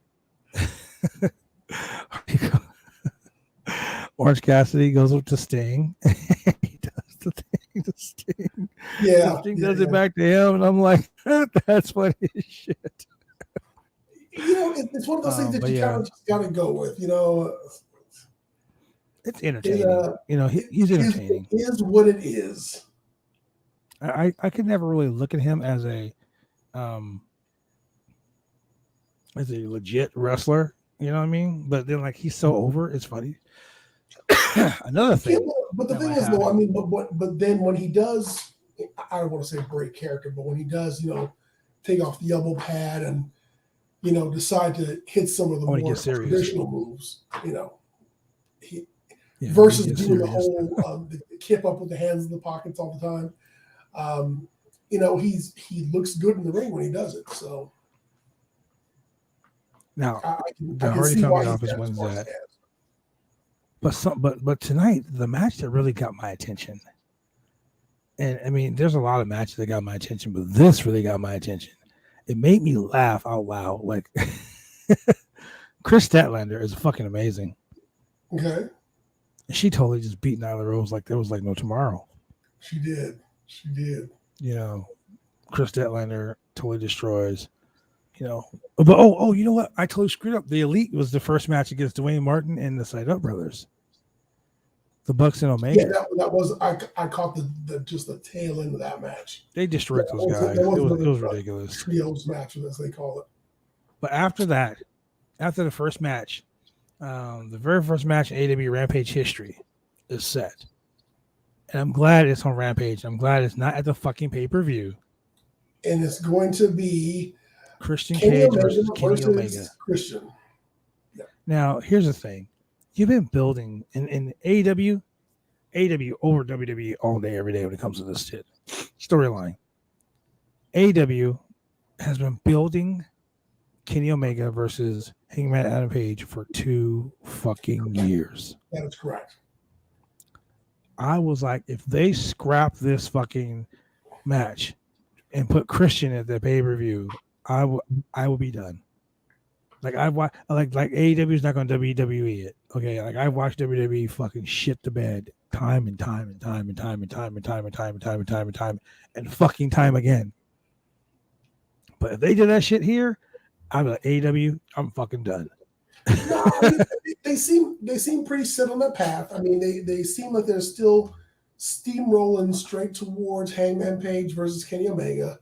I don't know how many titles are going to be up for grabs, but that's what they're going for, which is fine. And and they'll do it while Cody is probably going to be out making his TV shows, so you don't have to worry about any interference on that end. Now, to answer your question earlier, we were talking during the podcast earlier with the TPW owner. You said it would be nice if one of these released talents went to Impact Wrestling. Yes. Or Ring of Honor. Yes. Well, during this big challenge that Christian laid out, it wasn't for the AEW World Championship at All Out. He wants to challenge Christian wants to challenge Omega Friday for the Impact Wrestling Championship. Because when Christian left WWE, that's what he won. And he came to TNA as Christian Cage. And right. I actually have the Christian Cage t-shirt somewhere in one of my boxes upstairs full of wrestling t-shirts. Now, the great part about this show was while Christian Cage was challenging Kenny Omega, just like at the WWE show, we want Bray. Yep. These people were chanting CM Punk, and then they were like, CM Punk, yes. CM Punk, yes. CM Punk, yes. So both Daniel Bryan and CM Punk were getting huge pops for tonight's show. Well, I mean, to be fair, CM Punk has been getting huge pops in Chicago for the last... When did he quit? 10, right? 7 years ago? They've been chanting his name for quite a while now. I will say this, though. The biggest pop of the night, because they're in Pittsburgh. Ladies and gentlemen, you know what Pittsburgh is. That's Britsburg. Ladies and gentlemen, the AEW Women's Champion, Britt Baker, came out in this bitch. I fucking love Britt Baker. Like, she can do no wrong.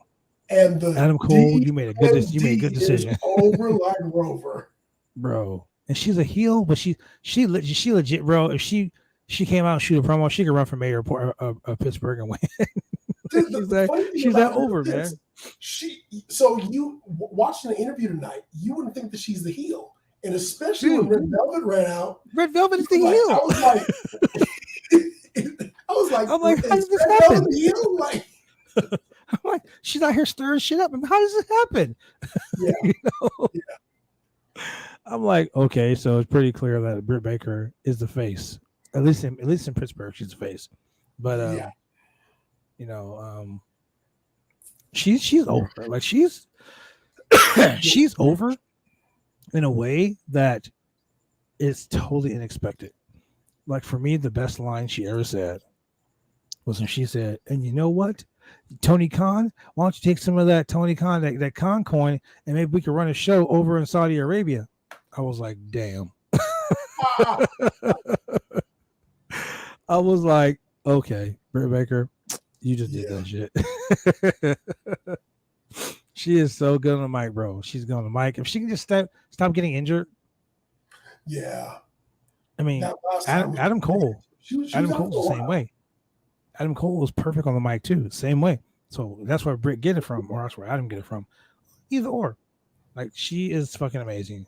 So tonight on AEW Dynamite, you got to see the Good Brothers, Carl Anderson and Luke Gallows. Can I tell you my problem with this match? Well, it was for the Impact Tag Team Championship, and the Dark Order already lost a chance to the tag team title, so that's my problem with it.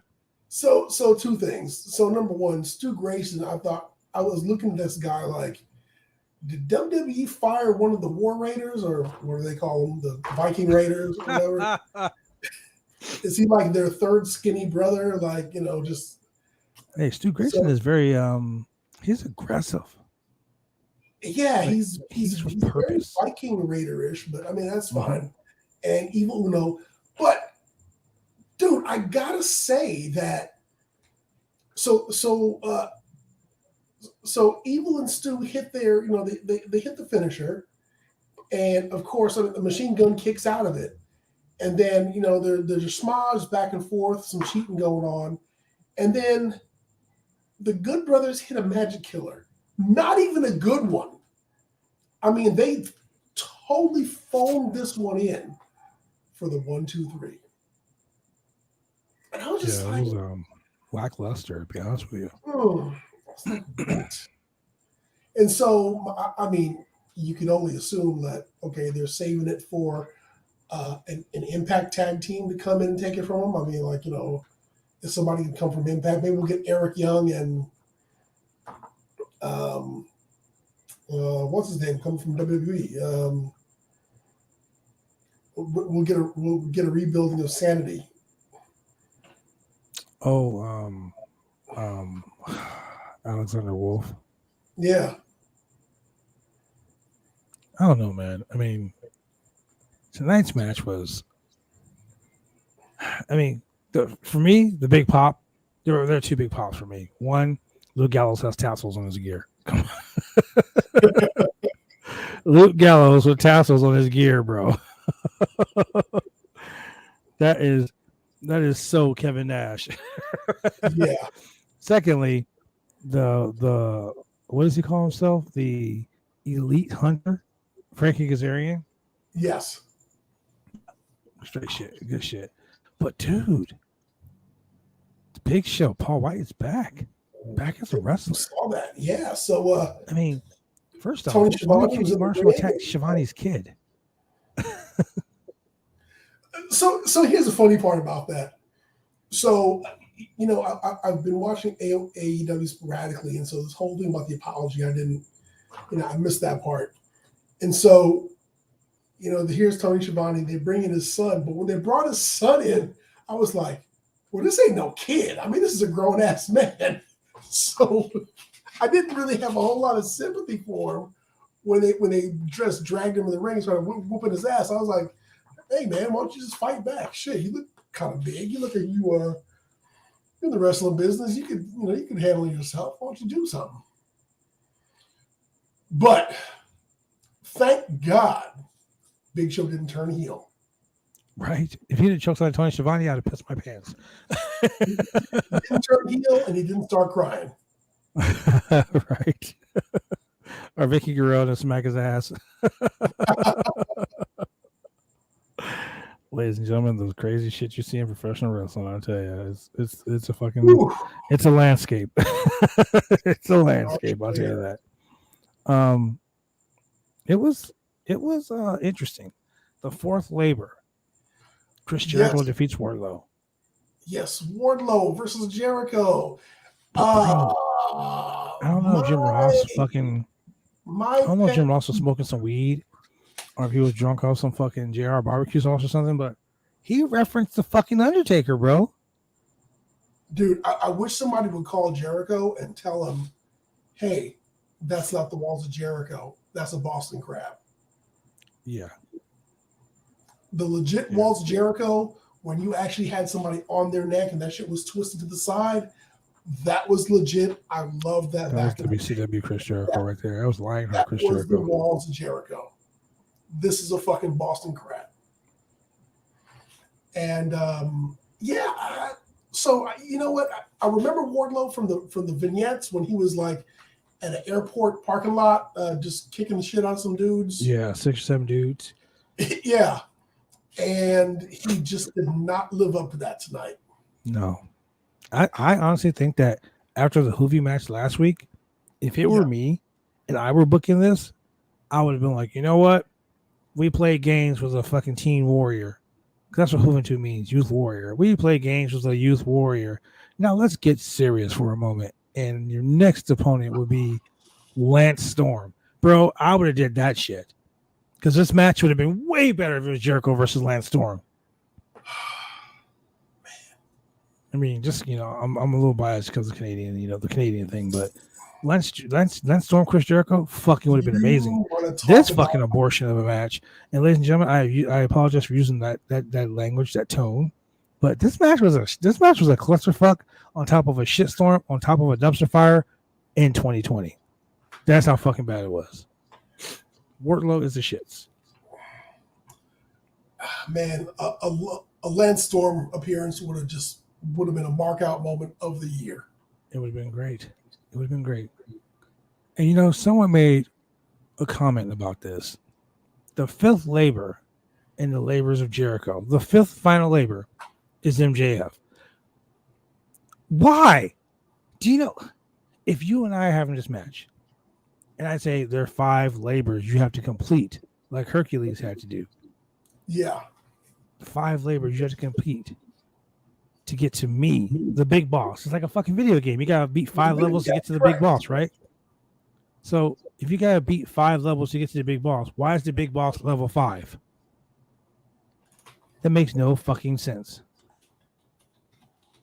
But the fact that Jim Ross mentioned the dead man and that how Chris Jericho beat the Undertaker with the code breaker, I was like, what the fuck? And then Wardlow kicks out of it right away. Like, what? Dude, so you're telling me? Yeah. Hold on. I'm going to say this right now. I'm not a WWE guy. I'm not an AEW guy. I'm a wrestler. Yeah. I'm not biased for I'm not biased towards WWE. I'm not biased for AEW. I know good wrestling when I see it. And the fact that Chris Jericho hit the code breaker, which is a finisher. Yep. And this fucking guy kicks out of it right away. Yep. You basically just said that this guy is better than fucking the Undertaker, who got beat by this move, and kicked out of it easily. Like it was like what? I'm like, not even 2 1/4. I'm like, this is some fucking bullshit. Like, you really just did that. So next week, not next week at all. The fifth and final labor is Jericho, and now Jericho can't use his finisher, the Judas Effect. And he can't have his theme music. Yeah, and the fans were pissed off. The MJF was like, "You can't have Judas." The fans were fucking pissed off, dude. Well, maybe they were mad because of the finishing move. They were mad because of the song. Like, I'm like, wow. Jericho will debut his new single, or he'll play the old one. What was the old one? The old Fozzy song.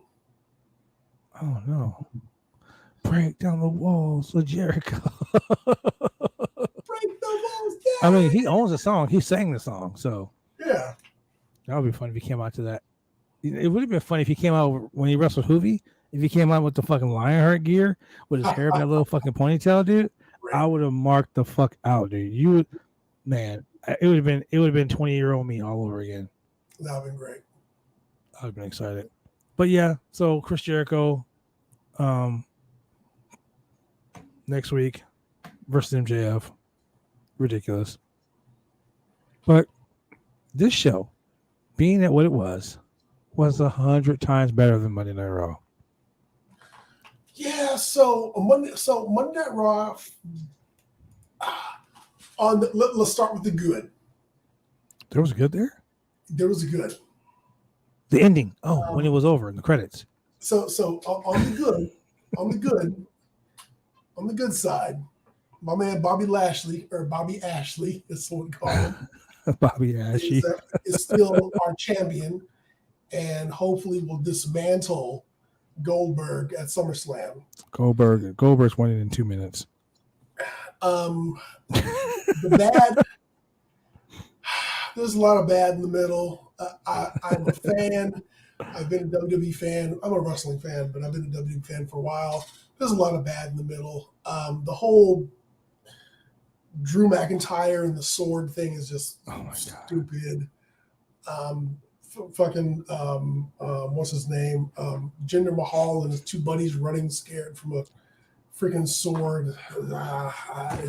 So we'll skip the bad. The ugly. We'll skip the bad. Ladies and gentlemen. That's like 90% of the show.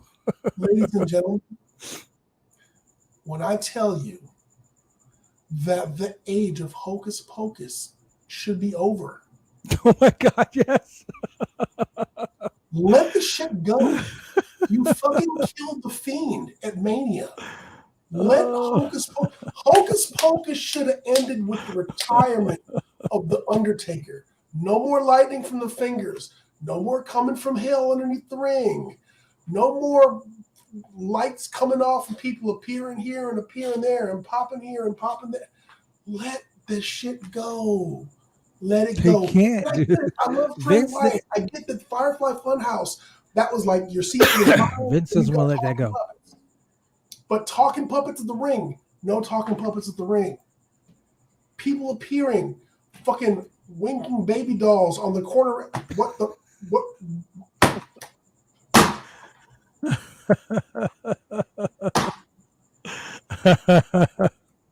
Look, the Hocus Pocus, man. I can't. And let me tell you, my friends know. My friends who are wrestling fans know, because I wasn't watching the match because I was at the dog park. Took my dog to the dog park. Driving home, boop, boop, boop, boop, boop, and all the messages had 2 words: Hocus Pocus. I knew. And I went back, and of course they replayed it like I don't know how many times, and I was like, God damn, Hocus Pocus. Let the Hocus Pocus go, man. Let it go. Fucking let it go. Look, put it to bed. The WWE, they're trying so hard to make this whole thing work. Okay, like for me, the best part was when fucking Randy Orton RKO'd fucking Riddle. Randy Orton came back with his porn stash. Like he just got done working on OnlyFans videos. Randy's mustache looked real creepy. Real gym teacher creepy. I'm telling you, Randy came back, and I was like, wait a second, did he just come back from doing an OnlyFans shoot? Was he working at Pornhub? Because that fucking porn stash was just like, he looked like the dude who wants. He was he was on Creep 5000, and and we talked about what was it, partner, feud, and fire. Randy Orton is the guy that you don't want him as your partner because you know he's going to turn on you, and you don't want to feud with him because you know that if you feud with him, you're going to get fired pretty soon. I mean, it's over. It's going to be a wrap. That's just like the Randy Orton formula. And so, we have Team RK Bro that has the worst logo in wrestling history ever. A freaking snake riding a fucking skateboard or a razor scooter, whatever it is. And then you have, Randy Orton making his return, and he gets to wrestle AJ Styles. Good match. You pretty much knew that it was going to end up with AJ Styles taking a RKO off of a phenomenal forearm, which is what happened. And of course, almost,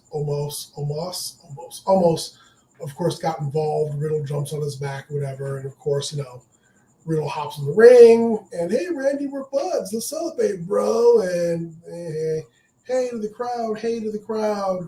RKO, they're down. But that's not all, ladies and gentlemen, because when when the cameras went off, and things came back on for the private audience, evidently John Cena came out, and he helped Randy Orton and Riddle have a nice little reunion in the ring, and everybody just hugged it out, and they were all happy again. And that's where we stand with Team RK Bro. And you're back. I don't know what's going on, man. There's some weird. I mean, I don't know if it's Lily doing this shit, winking at me or something, or what. But see, yeah. Lily winked the eye at you, man. She gave you the. She gave me the fucking winky eye. She was like, "Hey, what's up, blood? How you doing?" Wink. And the crazy thing about the whole wink thing was like, apparently, apparently it was like she winked and the crowd heard the noise. It It was ridiculous. It was so ridiculous. So yeah, look, let's do this, man. Let's do this. I'm gonna go ahead and fucking sign off right now, ladies and gentlemen. This has been a crazy experience here on the Roundtable. Wait, are you telling me that Lily made us go off the air? Lily has made us go off the air this week, ladies and gentlemen. I don't know if it's fucking sign guy, the boogeyman. I don't know what it is, but we're gonna go ahead and fucking Lily, man. She did it. I'm telling you. Like dewdrop fucking Lily, and just I can't take no more. Oh, you know, before I go, ladies and gentlemen, I'm gonna spill some tea real quick. The Oregon State Athletic Commission is banning professional wrestling again. October 1st was the 1st July was the date. But not all professional wrestling. Oregon in wrestling. Oregon professional wrestling in Oregon. Independent wrestling in Oregon, I should say. So the commissioner decided she was going to go ahead and reinstate wrestling when the governor opened up the state. So Kate Brown opens the fucking state up. Says, ladies and gentlemen, sports are now open. You got high school sports, you got college sports, you got fucking intramural sports, you got kids playing baseball, you got concerts going on, you got boxing, you got all of this shit going on in the state of Oregon, but professional wrestling. So the governor decides to open up the state and let everybody go back to normal. Like I go to fucking Bullwinkles and go play video games and mini golf and all that other bullshit, completely open. But now we can't run professional wrestling. The State Athletic Commission, now, ladies and gentlemen, I'm not telling you to call the Athletic Commission because I would never do that. I would never tell you to call the Oregon State Athletic Commission at 503-779-8411. I would never tell you to do that and demand your professional wrestling back. Not me. I would never tell you to do that because that's just something that we don't do here on the Roundtable Pro Wrestling Podcast. I would never ever tell you to write a fucking angry letter to the State Athletic Commission either because that's wrong. You never write to the State Athletic Commission, Oregon State Athletic Commission office right there. osac@osp.org.gov. You don't do that. No, I would never do that. That's something we don't do here on the Roundtable Pro Wrestling Podcast. What I will say is this. Local businesses losing money week after week after week. Professional wrestling in Oregon has been gone for almost 2 fucking years. That's taking money out of pockets of all these young individual athletes out here trying to make a living doing professional wrestling. Guys like Billy Moon, guys like me, Mac Traeger, guys like Meat, guys like Just Exciting.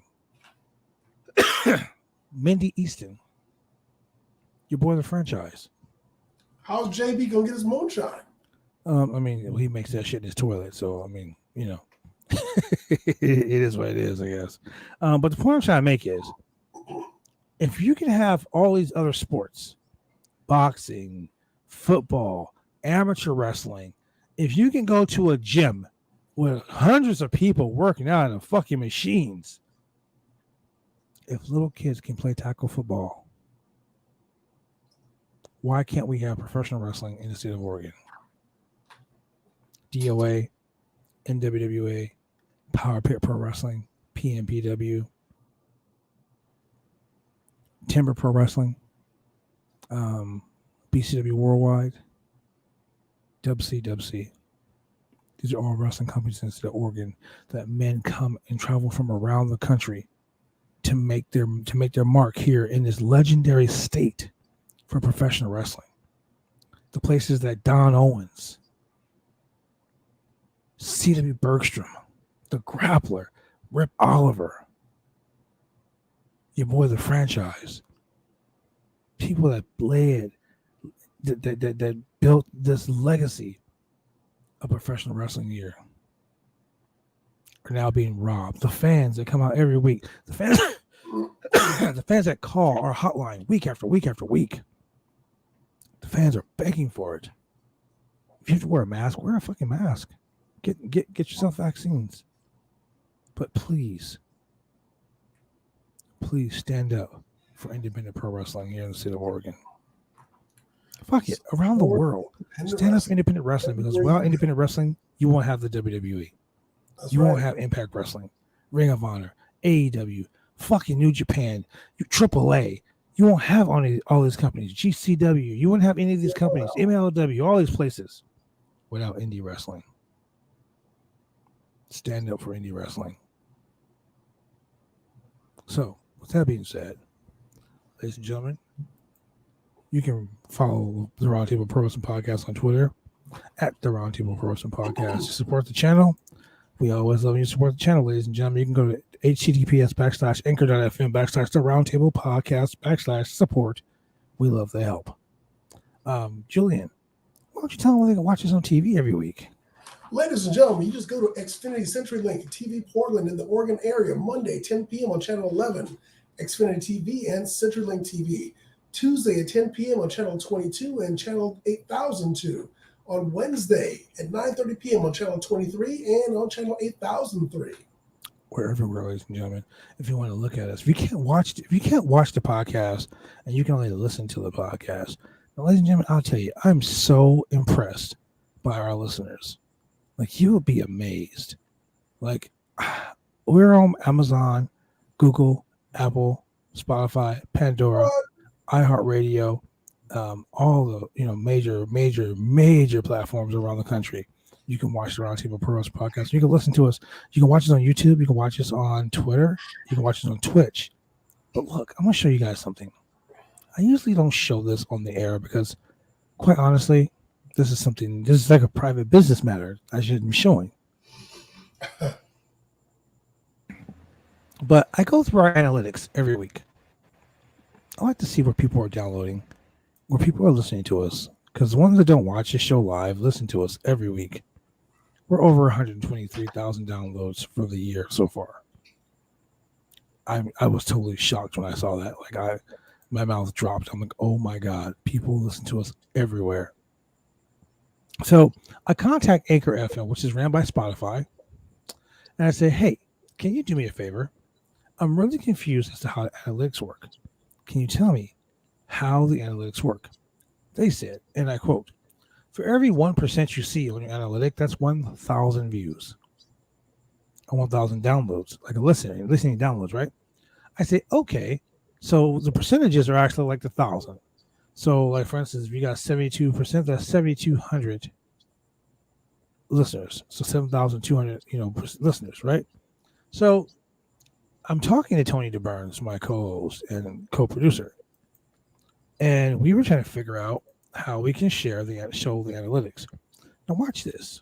I'm going to share our analytics. Now, you guys probably can't see on the screen here, but the United States is our most listened to place.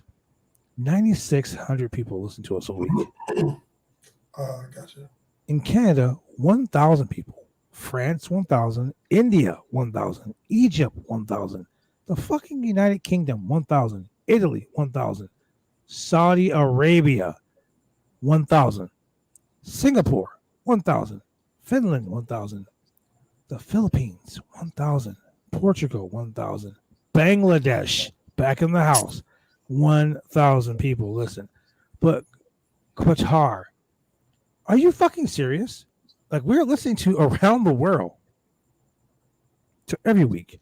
Ladies and gentlemen, from around the world, thank you for taking your time to download on whatever platform, iHeartRadio, Spotify, Apple Podcasts, Breaker.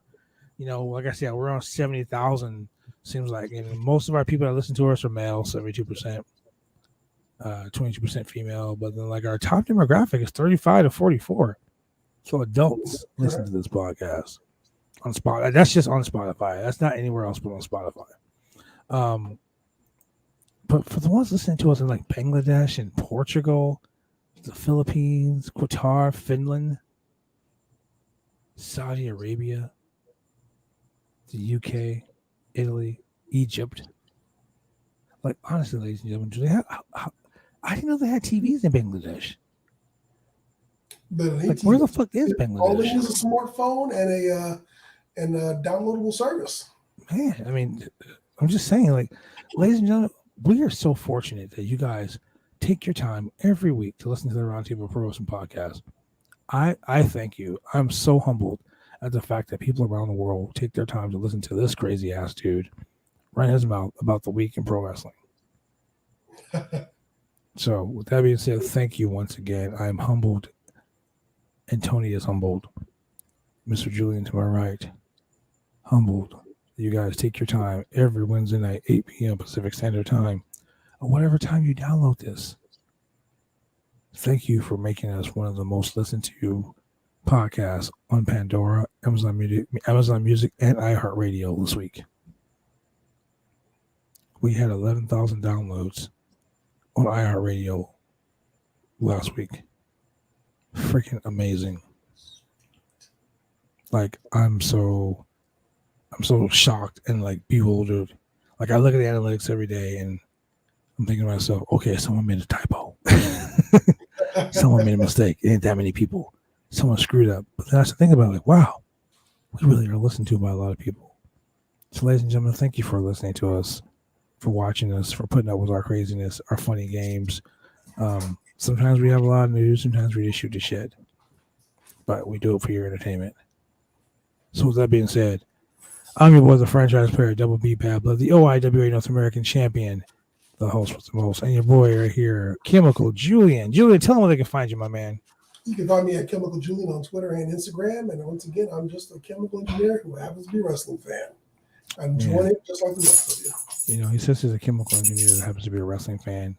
You know what? Your opinion matters, man, because you are a wrestling fan, and that's who we entertained week after week. So thank you. I'm the voice of the voiceless. CM Punk confirmed. There's some CM Punk news too, but I'm not going to go into that tonight. Ladies and gentlemen, thank you for joining us here on this crazy adventure called the Roundtable Pro Wrestling Podcast. We will see you guys next week with more exciting action. I might have two surprising guests. I know for one, Billy Moon, the BCW Worldwide Television Champion, is going to be in the house, but we also may have a special guest. Thank you to our guests tonight, Josh and the amazing Lilith Grimm. Yeah. Hey, ladies and gentlemen, thank you for joining us. Peace.